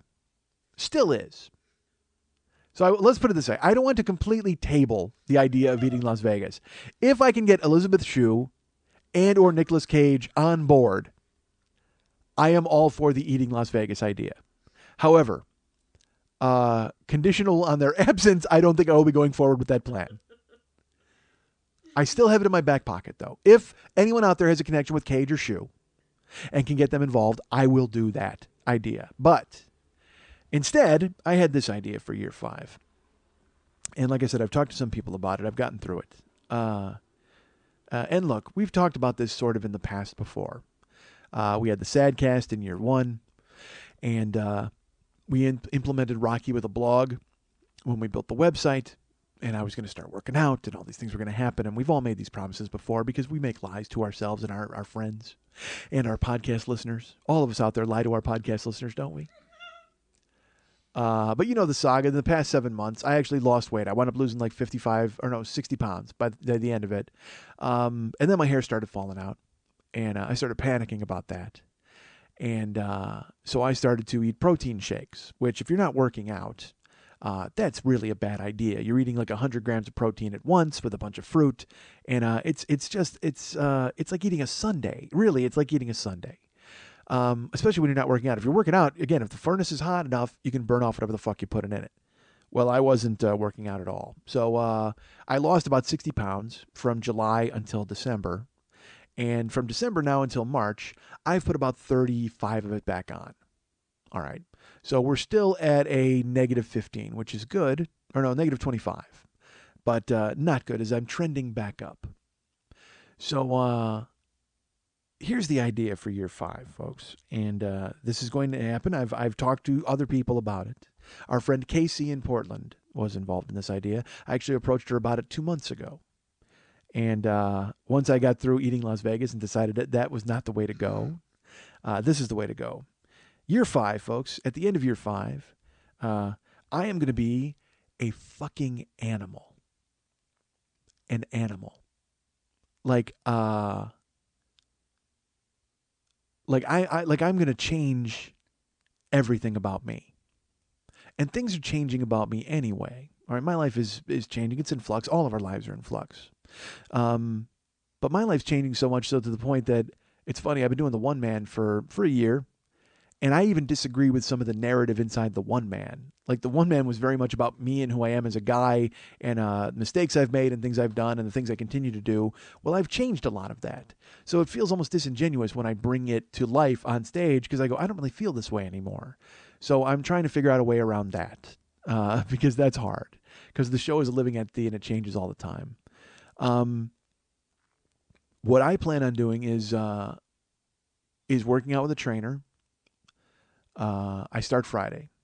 I've spent the last few weeks visiting trainers, talking to them, explaining to them what I want to do, and trying to see who was on board, and also seeing what I can afford, man, because trainers are fucking ridiculous. Now, I should tell you, I've had a trainer in the past. His name is Richard, and he is one of the best people I've ever met in my life. And if Richard could train me, I would pay him, and everything would be grand. However, he works for my gym, and my gym... I belong to Bally's, but the Bally's that I went to where Richard worked, where I lifted and I lost so much weight. I wound up, when I worked out with him, I lost almost 70 pounds and I got down to 80% body fat. It felt great. And at the time, it was because he worked in Bally's and we got along great. Well, now that Bally's has been taken over by LA Fitness and they have no money. They have no money at all. So all their equipment is gone. They have weights and things like that, but they used to have pads and Bozu balls, and I could punch and kick and grapple and stretch and do ab work and all that. All of that stuff is gone. It used to be there was this one area down in the front. It's now completely barren. It's like a storage place almost. So I can't do the training I want to do with Richard. If I could train with Richard at another place, I would do it in a fucking second. And I'll be honest with you, in a couple of months down the line, I'm going to go back and train with Richard because I just find him to be more inspiring and someone who actually cared about me and the things that I accomplished and the things that I did. But as it is, I've been looking at other trainers for weeks. And I actually went and I've gone to places. And here's the thing, folks. I've gone and talked to dudes and that sucks. All right, we've all done that. We've gone to gyms and we've interviewed people trying to figure out, because when you go to a gym, first of all, they swoop out with that hard sell bullshit to try to get you to join and be someone who gives them money every month, as opposed to somebody who just stopped in with a guest pass. And they go into that hyperdrive. And we've all been you get accosted by sales bullshit everywhere. It's bad at the Gap, okay, and it's bad at a car dealership, but you recognize that that's what they're there for. All right, at least a guy selling cars has been trained to sell cars. So I believe that he has a little bit of ability regarding what he's planning to do. And same thing if I go to a retail place. Not so much retail place, but if you go to a place that actually specializes in stuff and they actually want to engage you, then that's fine. Most retail people are assholes, whatever. But if you go to a gym and they try to sell you shit, it's horrible. Because all it is meatheads trying to convince you to give them money. That's all it is. They don't have any, they're not a sales force. They've been sat down and they got handed a fucking mimeographed Xerox fucking sheet that tells them, don't let the guy walk away. You must do this and you must do that. And all those fucking rebuttals. I've worked in a fucking boiler room forever, all right? I've been in fucking 10, 15 different call centers and they all have the same script and the same bullshit. And that's all they're handing these guys. Well, then you couple that with the fact that they're flexing right in your goddamn face and it just makes you want to run away. I mean, I want to buy nothing at the gym. I don't want to interview with trainers. I don't want to talk to anybody and have them try to sell me anything. Because Richard Richard had the good sense to be embarrassed when we would talk numbers and money. And he would say, look, I don't want to do this. You know that. It's just, and he would pull out he would show me the book that they gave him and say, here's what I'm supposed to say to you. Here's what I'm supposed to say to you. So you see it and you see the numbers. And also I did go talk to Richard and they raised the rates. I used to train with them at Bally's. They fucking raised the rates on training when they became LA Fitness, because now they want, get this, they want like 400 down. And then they want you to buy a certain amount of training sessions. What the fuck do you need 400 down for? I pay you a month to use your fucking gym. What the fuck do you need another 400 down for? I'm not driving the gym home and parking it at my fucking house at the end of the night. It's still a building with a roof that I have to come to, right? Why the fuck do I have to pay you 400 for the privilege of training in your fucking gym? Do me a favor, work that 400 into the amount, because what is it? They say, oh, the training sessions are only $45 each. Well, no, make the training sessions $65 each and don't ding me for a fucking down payment. And then they want me to commit to fucking 25 sessions in addition to the 400 down. And they want my bank account numbers. They can take money out every fucking week. Fuck you. It's just, and so he's embarrassed when I talked to him about it. I would have signed up a month ago with Richard. I was going to do it, but I couldn't. And I told him I would. And then I left and I went home and I go, I can't, for those numbers, I can't. It just makes no sense to me. And Richard's always really good. I mean, when I trained with him, I would sign up for 25 sessions and he'd throw me 32. Like he'd give me 7 for free. Because I was working out 3 times a fucking week and I was a monster. I was showing up and working hard. So, because most people sign up and they don't fucking come and they want to pity. And that's another thing I should tell you too. You know, if I'm doing this, I'm fucking doing it. I don't want to show up and be put on a treadmill for 40 minutes and then given a 5-pound weight to curl and send home. Fuck that. All right. Engage me. And that's what Richard did. God, it sounds like I'm going to marry this motherfucking guy. What the hell? Bottom line is, though, I don't like the facility, but I will be training with Richard eventually. But in the past few weeks, the past months, actually, I've been visiting training places that do one-on-one training. There's places on Ventura Boulevard. There's places by my house. I went to places in Hollywood to go interview and just see the facility and talk to guys and explain to them what I wanted to do. And they're all meatheads. And here's what it all boils down to. All right, if you're a man, I don't know, it's got to be different for women, I hope. Lily's shaking her head no, but let's put it this way. This approach, though, this is the approach they use with men, and I guarantee they don't use this approach with you. Here's the approach they use. I can almost tell you the approach they use with you. You're fat, and you don't want to be fat because you're a lady, and ladies get fat. Work out with us. That's what it boils down to. Here's what they do with men. You're a pussy. You don't want to be a pussy anymore. You should work out so you're not a pussy anymore. By the way, if you work out, you're going to get a lot of pussy. You want a lot of pussy, don't you? You like girls, right? Like that. I had a guy actually ask me about, hey, you like girls? Well, I'm 44 years old. And even if it doesn't, let's put it this way. What if I like cock? I would still want to work out. You know what I mean? Don't I want to look good for guys with, I mean, maybe your tiny brain can't, go to a fucking gym. The best looking guys are gay. I mean, like all those dudes, they're all sculpted out of fucking marble for fuck's sake because they want to look good. But when you go as a heterosexual guy and you're trying to go to a gym, it always boils down to they challenge your manhood. They get a little closer to you. They're like, well, how much can you lift? When was the last time you worked out? And they insinuate that you're a pussy. And look, we all know that I can't even read an email without making it angry, okay? People write me anything and I spin it into something bad. Ask poor Joel in Washington over a Thai fucking dinner when I freaked out on the basketball ticket. All right, fine. But I'm not wrong here. Go to a gym and try to sign up. They will insinuate that you're weak. They will insinuate that you're kind of a pussy and you want to sign up because you want to get girls. That's the bottom line. And it happened every fucking place I went. Every place I went. That was like I said, to the point where it culminated in a guy in Hollywood said, hey, you like girls? What do I say? Oh, shucks, mister. No, I don't like girls. I'm going to kick the ground. I'm not a fucking virgin. What the fuck? I mean, seriously, I'm here to just lift weights and be told what to do. I should go to a gay gym. That'd work out perfectly for them, right? Fuck. You know what? Fuck it. I'm going to Nicolas Cage's house and lifting weights and being told what to do. Build that cage, Cage. I'll be in your goddamn nail clipping apartment and I'll fucking lift weights and just become an animal. So I looked around at a bunch of different places and because I made this decision that I'm doing this. All right. Finally, I went to a place that made sense, but here's the problem. It makes too much sense. All right. I won't tell you the name of it yet. But I signed up. I start with them Friday. I only signed up for 6 training sessions at first. But I'm probably going to work out with them for I would say 2 or 3 months, depending on how it works. But I didn't want to commit because that was the one thing. Another thing is everybody wanted me to commit to 15, 20 sessions, 25 sessions. These guys are willing to do 6. So I will go and fire it up and work out with them for 6 sessions and see where it goes. The guy who owns this place is a world champion wrestler. Now, if you know anything about wrestlers, they're fucking, you want to talk about animals? They're animals. This guy, I found out about him through a mixed martial arts fighter who I follow on Twitter. They twittered about working out with this person. And so when I saw that it was close to my house, I go, well, fuck, I'll go visit there. And I expected it to be like a pit, like a monster, dark, fucking horrible, stinky, and that's what I wanted. I wanted a fucking cave. I just want to go in and work out in a I want a fucking blast furnace to forge me into fucking iron, okay? That's what I want. I want an Olympic wrestler to grab me by the fucking throat and go, this is enough. Let's fucking fix this. And he and I would just grapple and had get cauliflower ears together and ride off into the goddamn sunset in our singlets. That's what I wanted to have happen.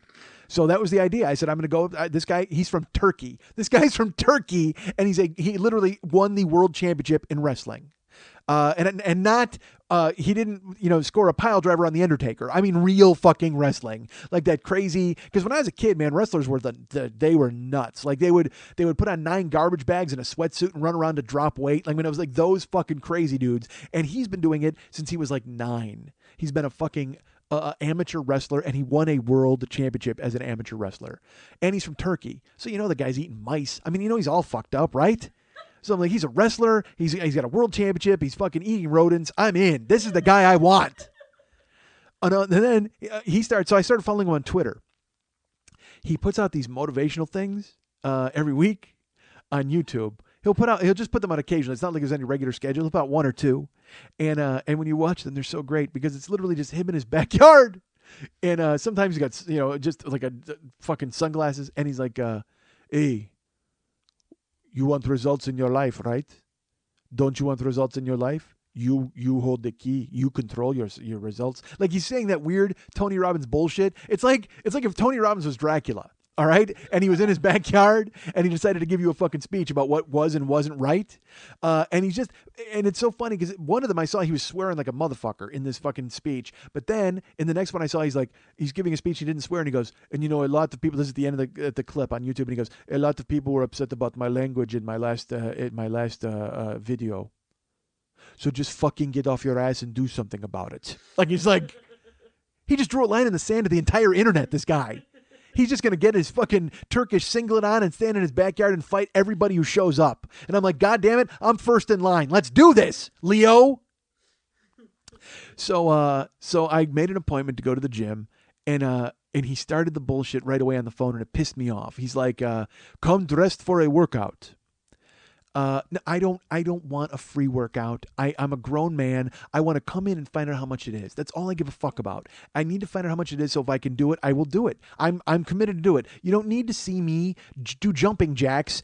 I have a wallet. All you give a fuck about is my wallet, right? Let's not fucking, but whatever. So I said, all right, fine. So I did not come dressed for a workout. This was my little protest. All right, I was like, fuck this. They don't get to tell me what to do yet. I'm not paying them to order me around yet. And I showed up, and they were very nice. And I did not get to meet with Leo, unfortunately, because he was working out with another client. But they held. I had to work out with Gary, I think was his name. And Gary, nice Chinese fella. I say because I'm 105 years old. Actually, I pointed out to you because the Asians took a beating in year 4. The tables are about to be turned, ladies and gentlemen. I sit down with Gary, and they have me fill out like a fucking 19-page questionnaire about how I'm going, how fat I am, and do I have heart troubles? I mean, all the shit because everybody else just wanted my fucking money. These guys want to make sure I'm not going to die on their watch. So I filled everything out. I talked to Gary, and I liked him. And he's like, and he did try a couple of clunkers where he goes, hey, because I talked about MMA, and he's like, oh, well, this person? And I go, yeah, it's kind of why I'm here. And they have a signed poster of that person on the wall, and he points at it. Comes here all the time, and I'm just like, you might run into this person. And I'm like, whatever. I don't want to come here. That's not why I'm here. All right. I'm here to fucking become that person or a reasonable facsimile as close as I can be at my fucking age. So I said, okay. I said, I'm in. I said, let's do 6 sessions. And he's like, all right. Make sure you eat a banana before you come. And I should be honest with you, I was not sold. But the more as I sat there and I talked to him, they had me fill out the questionnaire, and I got the vibe of the place. It was too bright for me. And there were also people out there who I guess were serious about working out, but not like I am. When I work out, I'm crazy. I know this is going to sound terrible. I have to throw myself in it fucking full on. It's just like if I was going to do Eating Las Vegas, I would eat everything until I died. That's who I am and what I would do. Well, now working out, when I would work out, people would stop and look at me. at Bally's because I was really aggressive, and I'm not Jimmy Connors, but I mean, you get fucking, you yell at yourself and you hit yourself in the chest and you get fucking pumped up because that's what I have to do to get through it. I'm not putting on a show for anybody. It's just I'm a large specimen, and I have to keep myself motivated. And Richard was great at that. So, but in this place, there's like old people, and like I said, they're doing lunges with a 5-pound weight, and I'm like, that's not me, man. I want to hit things and punch things and throw a lot of iron around here. And so, as we were talking, I started to get I started to kind of vibe up. Like, I was excited because once I committed to the 6 sessions, I knew it was starting. I was going to be a fucking animal at the end of year 5, and it was starting right there in that fucking room. And I started to get fucking really antsy, so I I did that stupid thing where he's like, all right, so you'll come Friday? And he goes, we'll start you slow. And I go, I don't want to start slow. And he goes, well, no, we got to start slow. I go, dude, I'm going to vomit Friday. I said, I am coming here. I have 6 sessions. We need to jump into the deep end of the fucking pool.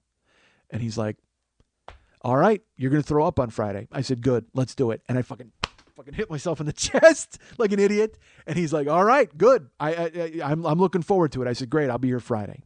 So I walked out, and it begins. Because not only am I going to start working out there, I'm going to start doing yoga twice a week. There's 2 classes at my work, and I'm also looking at other yoga studios to see if there's because I always get coupons in the fucking mail to go do yoga for free. So maybe I'll go audit classes and see about how much it costs.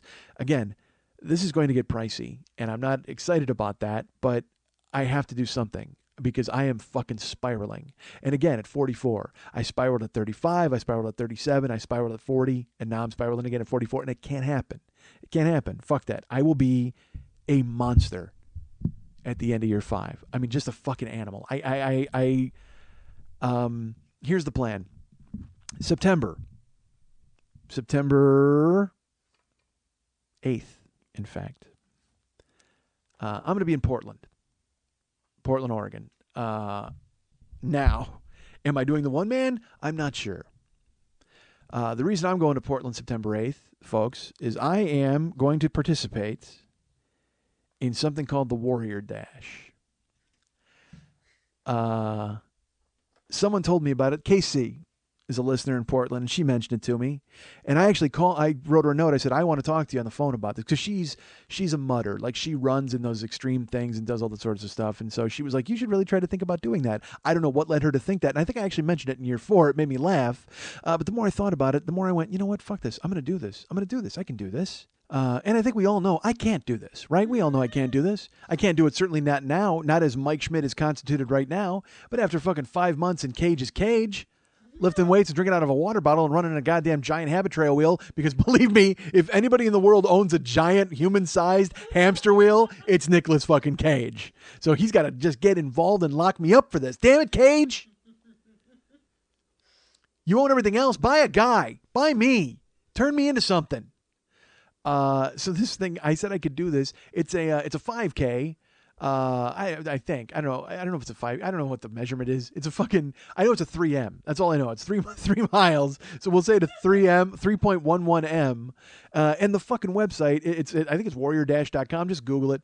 But it's in Portland, September 8th and September 9th. That's a Saturday and a Sunday. And I was talking to KC about it, and I was going to do the one man. I was going to come to town, do the one man on Friday, and then do the Warrior Dash on Saturday. And then hopefully be buried at sunrise on Sunday. Because I told her, I go, what do you think about me doing the one man on Saturday night after I do the Warrior Dash? She's like, if you think you can do it, that's fine, but you're going to need like a chair or something, or a gurney, or a coffin. And I said, well, but part of me likes the idea of doing the race and then having it to talk about on stage. Or is it better to do the one man the night before and then talk about how fucking unbelievably horrible it's going to be the next day and sit there and get all my anxiety out? But then how am I going to sleep? I'm going to be out all night with people on fucking Friday and then trying to do the run on Saturday. So that's why I say I still haven't decided if I'm doing the one man yet. All right. I'm going to come to town and do the Warrior Dash on Saturday. Maybe we can do like a cool meet and greet thing and hang out. We can all get together and, and carb up. Although after hearing about the way I treat pasta earlier in the show, maybe you're not too excited about sitting down to a plate of spaghetti with me, as I jam my cock into it in some restaurant. But I'm not sure. Whatever works. But I will be in Portland September 8th, doing the Warrior Dash. And it's like I said, it's a 5K, but dude, it's not just a 5K. It's they have shit like you got to do stuff in the middle of the race. And unfortunately, it's not like the twit of the year where I got to just spin around and back the car up over myself. There's actual horrible shit where that could hurt. Dude, they call it obstacles from hell. Like it says on the website, 3.11 hellish miles with 12 death obstacles. It's brutal. And actually, I have them here. I'm going to read them to you. The fucking race starts. You go about a mile. And then there's something called the deadweight drifter, which you trudge through waist-deep water and over logs. That's the first obstacle, okay? There's 12 of them. That's the first obstacle. Going to go about a mile. I got to go through waist-deep water and over logs. And I can handle that, right? I can do that. We're good. That's the first obstacle. We're done. We're already down a mile and an obstacle, and I'm golden. I'm just getting a second wind. It's a little early for a second wind, quite frankly. I got to get that wind about halfway through the 3M 5K. But then as I keep going through the deadweight drifter and I trudge through waist-deep water and over logs, I get to road rage. And these are their descriptions. Stampede through the scrapyard of rusted wreckage. It just has a pile of fucking burned out cars. So that's awesome because this is kind of like, you know what the Warrior Dash is? It's like the zombie apocalypse with medals. Because there's like totally medals at the end if you finish. That's going to be amazing because it's like first you go through the race deep water and you over logs, and then you have the road rage, you stampede through the scrapyard of rusted wreckage, and then there's the Great Warrior Wall. It says conquer the wooden barricade. And that's the shit that scares the fuck out of me. All right, I can run through water. I can roll over a log. Even I can get my fat inertia will take my fat ass over a log. Stampede through the scrapyard of rusted wreckage. I'm assuming it's not really rusted wreckage. It's not going to be just piles of cars. You're going to have to navigate through cars. I don't have to climb over. It's not like Bo and Luke Duke where I'm going to ass slide over the hood. I can get through that fine. But the Great Warrior Wall, conquer the wooden barricade, I got to climb a wall. That sounds rough. That one's going to be rough. Although with 5 months of training in Cage is Cage, I should be ready for that, right? I should be able to take on the fucking Great Warrior Wall. That's not a problem at all. So you get through the Great Warrior Wall. I've conquered the wooden barricade at that point, folks. So now you know what I do? I go to the rubber ricochet. And this is their description. Ram your way through the rubber jungle. Now, folks, you've heard me tell stories about being on the road for the one man in the past. Ramming my way through the rubber jungle is not going to be a first for me in Portland. Granted, I've had to do it under the guise of being in an adult bookstore in certain cities, and I rammed my way through the rubber jungle in all of those adult bookstores. This is a little different. This is tire swings. This is like a field of tire swings hanging via ropes, and you've got to basically run through them and smash through. That doesn't even sound like an obstacle. That's just a fucking nuisance. And you know what actually is a pretty good obstacle? You should have to go to the rubber ricochet and get the tires off and take them over to road rage and rebuild those cars. So then the rusted wreckage would actually be something you could drive to the end of the Warrior Dash. And none of us would have to wade through fucking waist-deep water and climb over logs. I'd just drive my ass through the fucking Great Warrior Wall. Done. That's only 4 obstacles, folks. I get through the rubber ricochet where I ram my way through the rubber jungle. I head over to Dead Man's Drop.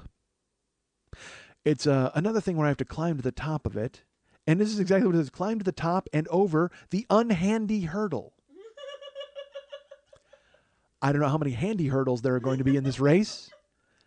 But already we've dealt with the unhandy hurdle. And I don't like anything called Dead Man's Drop when I have to climb to the top and over. And then I'm hoping there's like a porta pit or like a big, because am I just going to land on grass? Or am I getting impaled on some of the rusted wreckage? I don't know what they have at the bottom of that hill. But I'm going to climb over the top of the unhandy hurdle and hope that I don't land on somebody at the end of Dead Man's Drop. So now we're at 5 in. So there's one right now. We'll go to the chaotic crossover, crawl across the tangled nets. It's like those nettings that you got to, and so I have to crawl over the nets. And now we're halfway through the race, folks. Oh, Jesus. We've gone Deadweight Drifter, we've gone Road Rage, Great Warrior Wall, Rubber Ricochet, Dead Man's Drop, Chaotic Crossover. We're probably about the 1.5 mile mark. Only 1.61 hellish miles left. Starting with the Barricade Breakdown. Hurdle over the barricades and crawl under barbed wire. That sounds like a break, actually. If you're crawling under barbed wire, that means I get to lay down. I get a couple of Z's under the barbed wire. This is where I get my second wind here, folks, as I catch a nap underneath the barbed wire. And then I fucking Rambo belly crawl my way through to the end. I continue to run and I come upon Satan's steps. Scamper across the staggering steps. Satan's steps. Now, I think we know this is the obstacle they built just for me because of all of the alliteration involved. Earlier, we were being punished for putting our place and being punished for stealing ribs in the park. But now, we are scampering across the staggering steps. And what it is, if you look at them, folks, they're weird. They're like, it almost looks like they're on springs and you got to walk across them as they're like, but at that point, I've already had my nap under the barbed wire, so I'm good to go. I'm fine. Satan's steps provide no obstacle for me. So after Satan's steps, we head to Assassin's Escape. And at this point, I start to reconsider whether or not I should live or die. At that point, I decide whether I should have done Eating Las Vegas, I would assume. But Assassin's Escape, you journey up the steps, then drop down the fire pole. So I just got through with Satan's steps. Now there's more steps, but then I slide down a fire pole, which just sounds fun. All right, that's fun. It's not a breather, but it certainly sounds fun. You get to relax for that 2 seconds as gravity sucks my fat ass down the fire pole back to Earth. And I then continue on to cargo climb. And this says maneuver over the cargo nets. Now they're just repeating themselves, folks. The chaotic crossover had me crawling across the tangled nets. The cargo climb has me maneuvering over the cargo nets. I don't like this.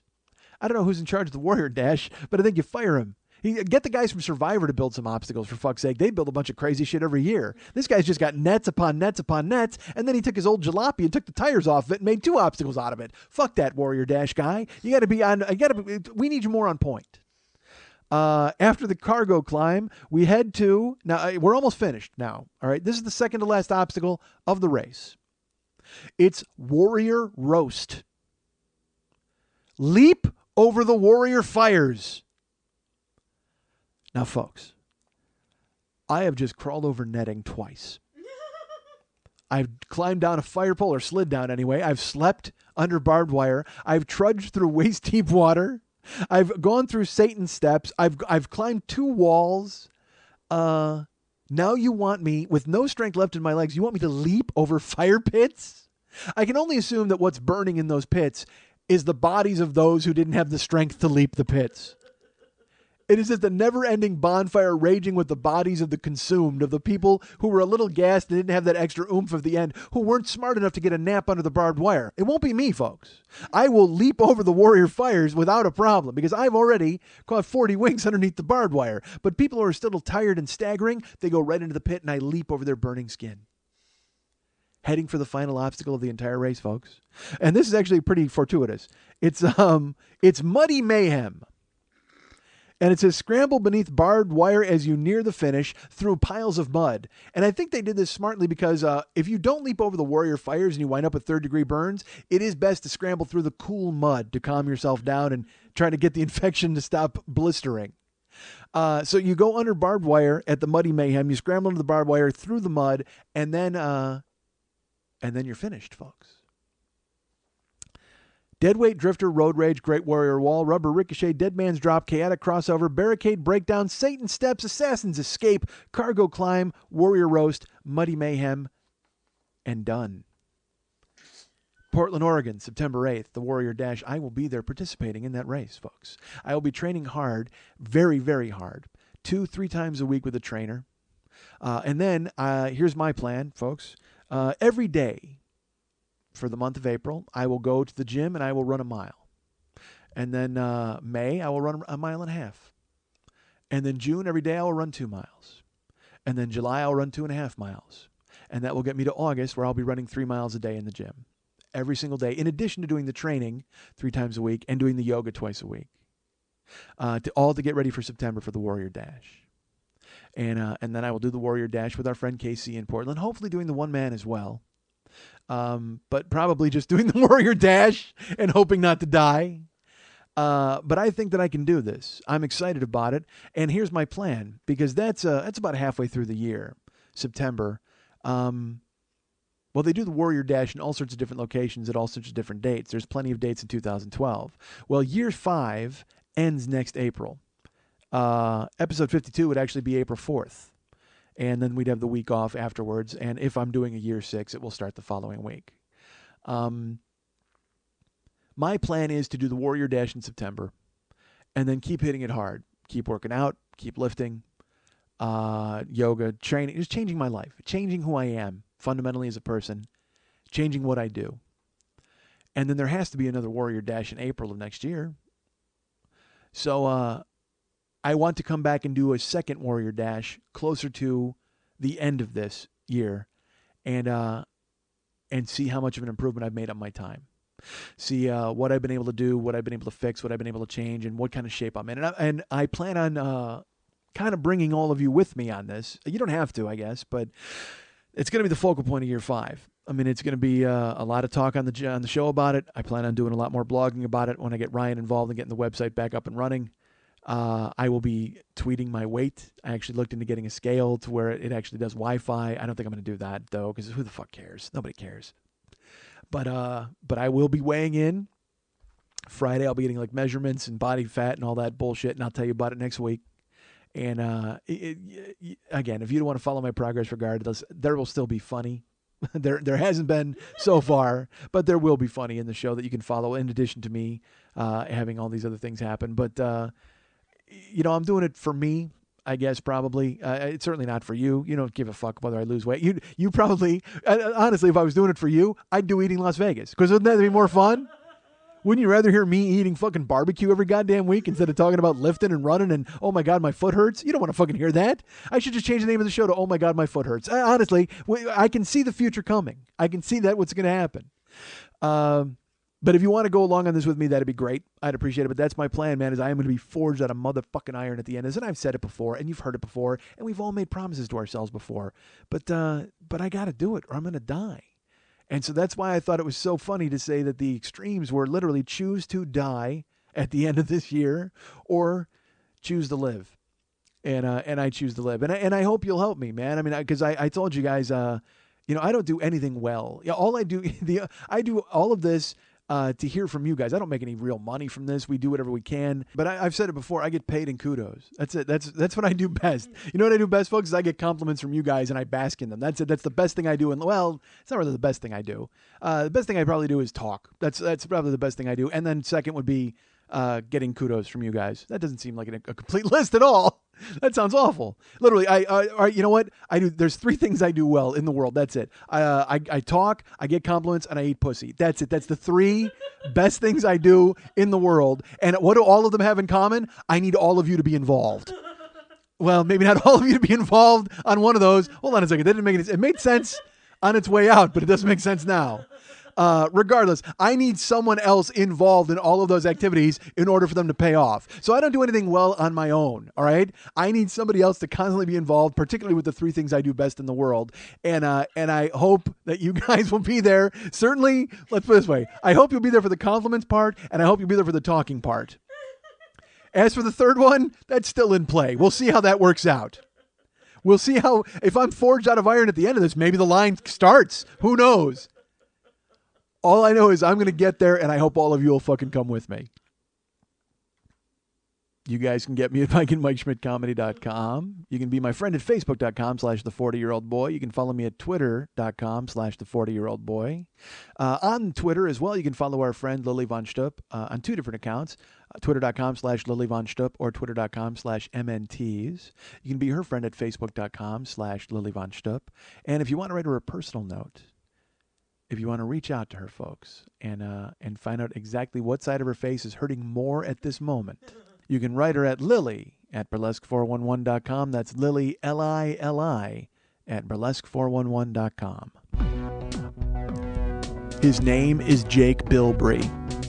His name is Jake Bilbrey. His name is Jake Bilbrey. Her name is Amy Baker. Her name is Amy Baker. Her name is Amy Baker.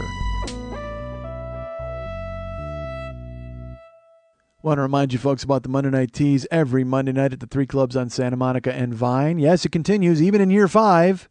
Actually, the burlesque show is longer lasting than this podcast. It's the longest running, most successful burlesque show in the history of Los Angeles, folks. 2003? Good Christ, we're almost 10-year anniversary next year. That's pretty awesome. I happen to know the producer of that show. Her name is Lily Von Stipp. She's sitting right here. Hey, Lily. Hi. How are you? I know we know how you are, but thank you for making it through. I have to apologize to Lily here on the air. She was supposed to go to Bundlefuck's Circus tonight, and whatever the fuck, I don't care. And I've talked so much that she's now deciding that she might not go because she has to stay and edit the show, and I have ruined everything, folks. And I feel awful. I feel awful. So all because of my stupid ear. That's whatever. Who cares? No one cares. But so she does the Monday Night Tease every Monday night at Santa Monica. How was the tease this week? It was great. Yes. Did you? Now you're in out of sorts, so you go and still run the show, though, correct? I sat at the door through pretty much all of it. That's fine. You're still in control. That's good news. And you'll be there next week. Yeah. Is it a theme show next week? Doc and Stumpy. Doc and Stumpy's crazy baggy pants nonsense. Yes, that's what it's called. Baggy pants nonsense. All right, so come out and check out Doug and Stumpy and Doug and Stumpy. Doug, what if it's Doug and Stumpy? That show's awful. You gotta add a Doc. You can't have a Stumpy without a Doc. You got a Stumpy with a Doug. You got a Dud. You might as well call it Dud and Stumpy. So that's next week. Big Doc and Stumpy show at the Monday Night Tease, and Lily will be there. And remember, all through 4 years, it was smack her on the ass, you get in free. That's changed, folks, because she's in so much pain from her car accident. So if you give her an ice pack, you get in free now. So if you come in and you give her an ice pack, one of those that she can actually refreeze and use, then I'm going to say that you get in free to the Monday Night Tease. So make sure you bring that out on Monday nights. Check her out. Please go to facebook.com/the40year-old-boy and be my friend. And also find Lily Von Stupp at facebook.com/Lily Von Stupp and find our friend David Hernandez, who did the interlude and was amazing. There was no karaoke used. I said it at the end of the interlude. He played every instrument, wrote the lyrics. I actually contributed. I wrote something. I think I wrote there might have been a sentence in there that I contributed, which was fine.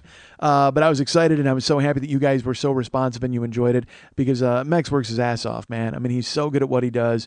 So if you can find David Hernandez on Facebook, be his friend, tell him he's great, do all those things because I think he deserves it, and Lily thinks he deserves it. And I can tell you what, he really thinks he deserves it. What the fuck? Big, huge, what a crazy head on this guy. He's just a crazy ego. No ego at all. He doesn't want me to mention him ever. He's like, dude, don't say my name. Please don't. So good for you. Go find him on Facebook as well. On Facebook.com/the40year-old-boy, you know that there are pages, and I should tell you this, in the coming weeks, year 4 will be on sale. There will be changes to the website. There's always changes that happen, and I have stuff that's kind of working. It just takes time. So that will be coming in the coming weeks, and I'll tell you more about it then. But right now, status quo. Let's tell you about facebook.com/the40year-old-boy. And there's all of the pages to bring me to your town.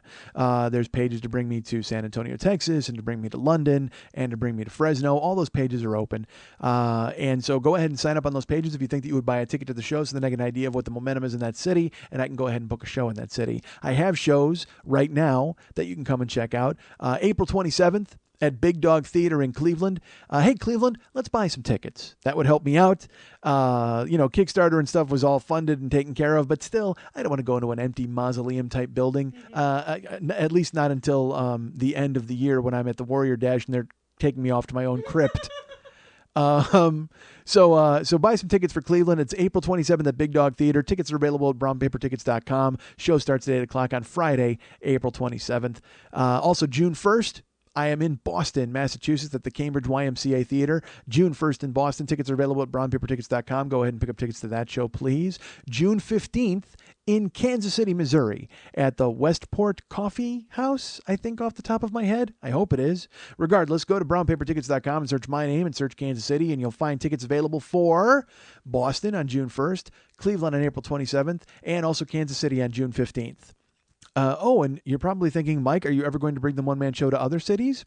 Well, let's talk about June 29th, Friday night, June 29th, at Comedy Bar in Toronto, Canada. That's right, ladies and gentlemen, Canada, who has been so supportive and bought so many download sets and all the merchandise. I am finally coming to town as soon as I get my father's death certificate and I straighten out my passport situation. But it doesn't matter. Regardless, the theater is booked June 29th. That's right. I might not be there. I might have to come in via satellite from Buffalo. But the bottom line is June 29th in Toronto, Canada, at the Comedy Bar. And I'll talk a little bit more about that, but I just booked that. I'm excited. So Toronto, you said you would be there. And I should tell you this, ticket prices will be a little more in Toronto. Here's an example why. I went online right after I booked the theater to find a flight to Toronto, $765. Just for the flight, folks. So going to be a little skosh extra. And if you can bring people and stuff, Comedy Bar should be exciting. I'm excited to do the show there. So that's June 29th in Toronto. Tickets available with Brown Paper Tickets. And while you're there, if you're thinking to yourself, I can't get enough of this guy, and I see him in Canada, maybe I see him in America as well. How about July 27th in Indianapolis, Indiana? July 27th, that's right. Indianapolis, I think, was the first page that was started, other than San Francisco, which was the first one ever. But that was because we decided to go there. No, Bucky started it, I think. Regardless, I think it's the Basel Theater or the Basel Theater, whatever. It's the Indie Fringe Theater in Indianapolis, Friday, July 27th. Tickets available, Brown Paper Tickets right now for Cleveland, Boston, Kansas City, Toronto, Indianapolis. Always looking for other cities to go to as well. So if you have any suggestions, call me. Call me because you have my number. Leave me a note at Facebook or start a page. Do anything like that. Just get me to your town. But right now, Toronto and Indianapolis are on sale. Go to Brown Paper Tickets and check those out. Remember to go to MikeSchmidtComedy.com right now. If you go to the Joe Business page, there's the link for the tweakedaudio.com/40. Earbuds, autoerotic asphyxiation earbuds, and cock ring watches. I was trying to say they had something else. It was so weird. I got lost in Tweaked because I thought of this other thing, also the download sets, which are available. I'm trying to get out of here, folks, because poor Lily has to go to Bundleflux. So I just can't stop talking. So go to the Joe Business page on MikeSchmidtComedy.com and remember to buy the download sets there. There's year 1, year 2, year 3, and then the Lord of the Schmidt set is available for a limited time. There's going to be another set eventually, I think. Remember, there's the link to the Zazzle page. Right now, there's going to be different stuff at Zazzle soon. Again, all of this is in the pipeline. Right now, there's mugs and mouse pads. Go check them out. And also, remember, the tweakedaudio.com/40 link is there for you to go ahead and buy some earbuds. And up in the upper left-hand corner at MikeSchmidtComedy.com, there's a little Mike Schmitty there for donations. You can donate a one-time donation, or you can donate a $2, a $5, or $10 a month contribution. That also might be changing very soon. Who knows, folks? Everything's up in the air. Look for the coming weeks to be amazing. I've been too busy visiting trainers and having meatheads tell me I'm a pussy to go ahead and arrange anything for my actual show. But trust me, a lot of things are in the pipeline and a lot of things are happening soon. I'm more excited about the fact I booked Toronto this morning, folks, before the show even started. I got an email from the guy, and I should tell you this. This is great. I actually called Toronto. There were a few places I was talking to, and then one of them fell through. But then the Comedy Bar was always the one I had circled because it's comedy, man. I mean, and they've had other bigger names there, and so I was excited to play there. And I had been sending them emails. Finally, I called and I got them on the phone. And the guy who ran the place that I talked to, he was very nice because when I sent him the first email, he sent me a note and said, "Who are you?" Because I just want to make sure that it's going to be busy for you if you do book a show with us. And I said to him, well, look, I kind of have a built-in audience. Now, by the way, folks, you need to make me look good because I talked you up. I said, I have a built-in audience in town that comes to see me. There are people who come from all over, actually. I've had people travel 600, 700 miles to see me. I said, that's not going to happen in every city, but just I want you to know that I do have a built-in crowd in Toronto. They started a page and there is support for it because it's a smaller room like all the rooms that I play. And he was very nice in the email. So he said, call me. I did. And we're talking. And he's explained to me who they've had there and how much it costs. And I said, great. And we're talking back and forth. And he said, they're filming something there. And then he said, so what's up with your show? And I said, well, I'll probably start at around 7:30. I go, do you book another show in the room? And he goes, no, why? And I said, well, my show's about 3 hours long. And he goes, what are you talking about? And I said, my show, it's probably around 3 hours long. I said, I just did it in Atlanta. It was 3.5, but it's coming in around 3 pretty much everywhere I've been. And he goes, that sounds horrible. And I said, and I got pissed. I won't lie to you. I just went, well, I can assure you that it's not. I go, people will pay to see it. And actually, that's kind of a drawing thing is people want to come and see me talk. They like hearing me talk on the podcast. And then when they see me live, they kind of get the same thing. And I said, I'm trying to stop making it be 3 hours, but then people feel cheated. And he goes, I just got to be honest. I couldn't sit anywhere. I can't watch a movie for 3 hours or a concert. I go, I know, I get it. Trust me, you're not alone in feeling that way. But unfortunately, I've kind of painted myself into a corner because I do this show and then I talk about it the next week and everybody gets, if I do 2 hours, everybody's like, what the fuck? Where was the other hour? And he's like, oh, I totally understand that. And he goes, well, man, yeah, you can come here and do that. That's great. He goes, you can't be here all night, but if you have a starting time, we'll figure it out. It's arbitrary, but yeah, that's cool. Do your show. But I got to tell you, that sounds terrible. Like he reiterated again that it sounded horrible. And then he didn't get back to me for like a week. So in my head, I went, did he double clutch and think it sounded so bad to him that he didn't want to book the fucking show and I was lying? What if I was lying? What if I just booked myself in for 3 hours and I had no crowd to come see me? I just wanted a room in Canada to sit and talk. What the fuck is he thinking? That's terrible. That's horrible. He said it 5 times. It must have been, oh, that just sounds awful to me. I couldn't possibly do it. Well, guess what? You booked the room and you can fucking leave. Nobody's asking you to buy a ticket and stay and watch it, for fuck's sake. I create controversy where there is none. I create conflict where there is none. He meant it as just being honest.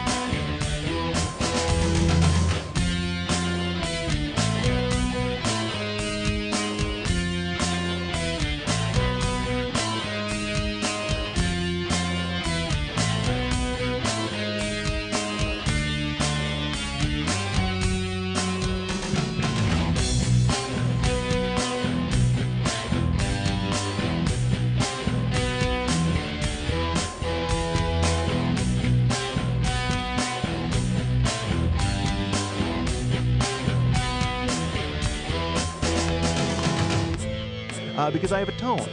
Because you know why? Because I talk quickly and I don't fucking think. That's why. I think that's what it means when you have a tone.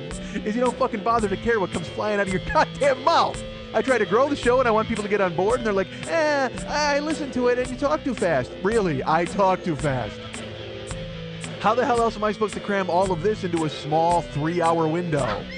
Dude, there's no script. I just go over this shit on the fly. It makes me laugh. If it doesn't make you laugh, turn the fucking station. And by turn the station, I mean turn the wheel of your car right into a guardrail. Jesus fuck.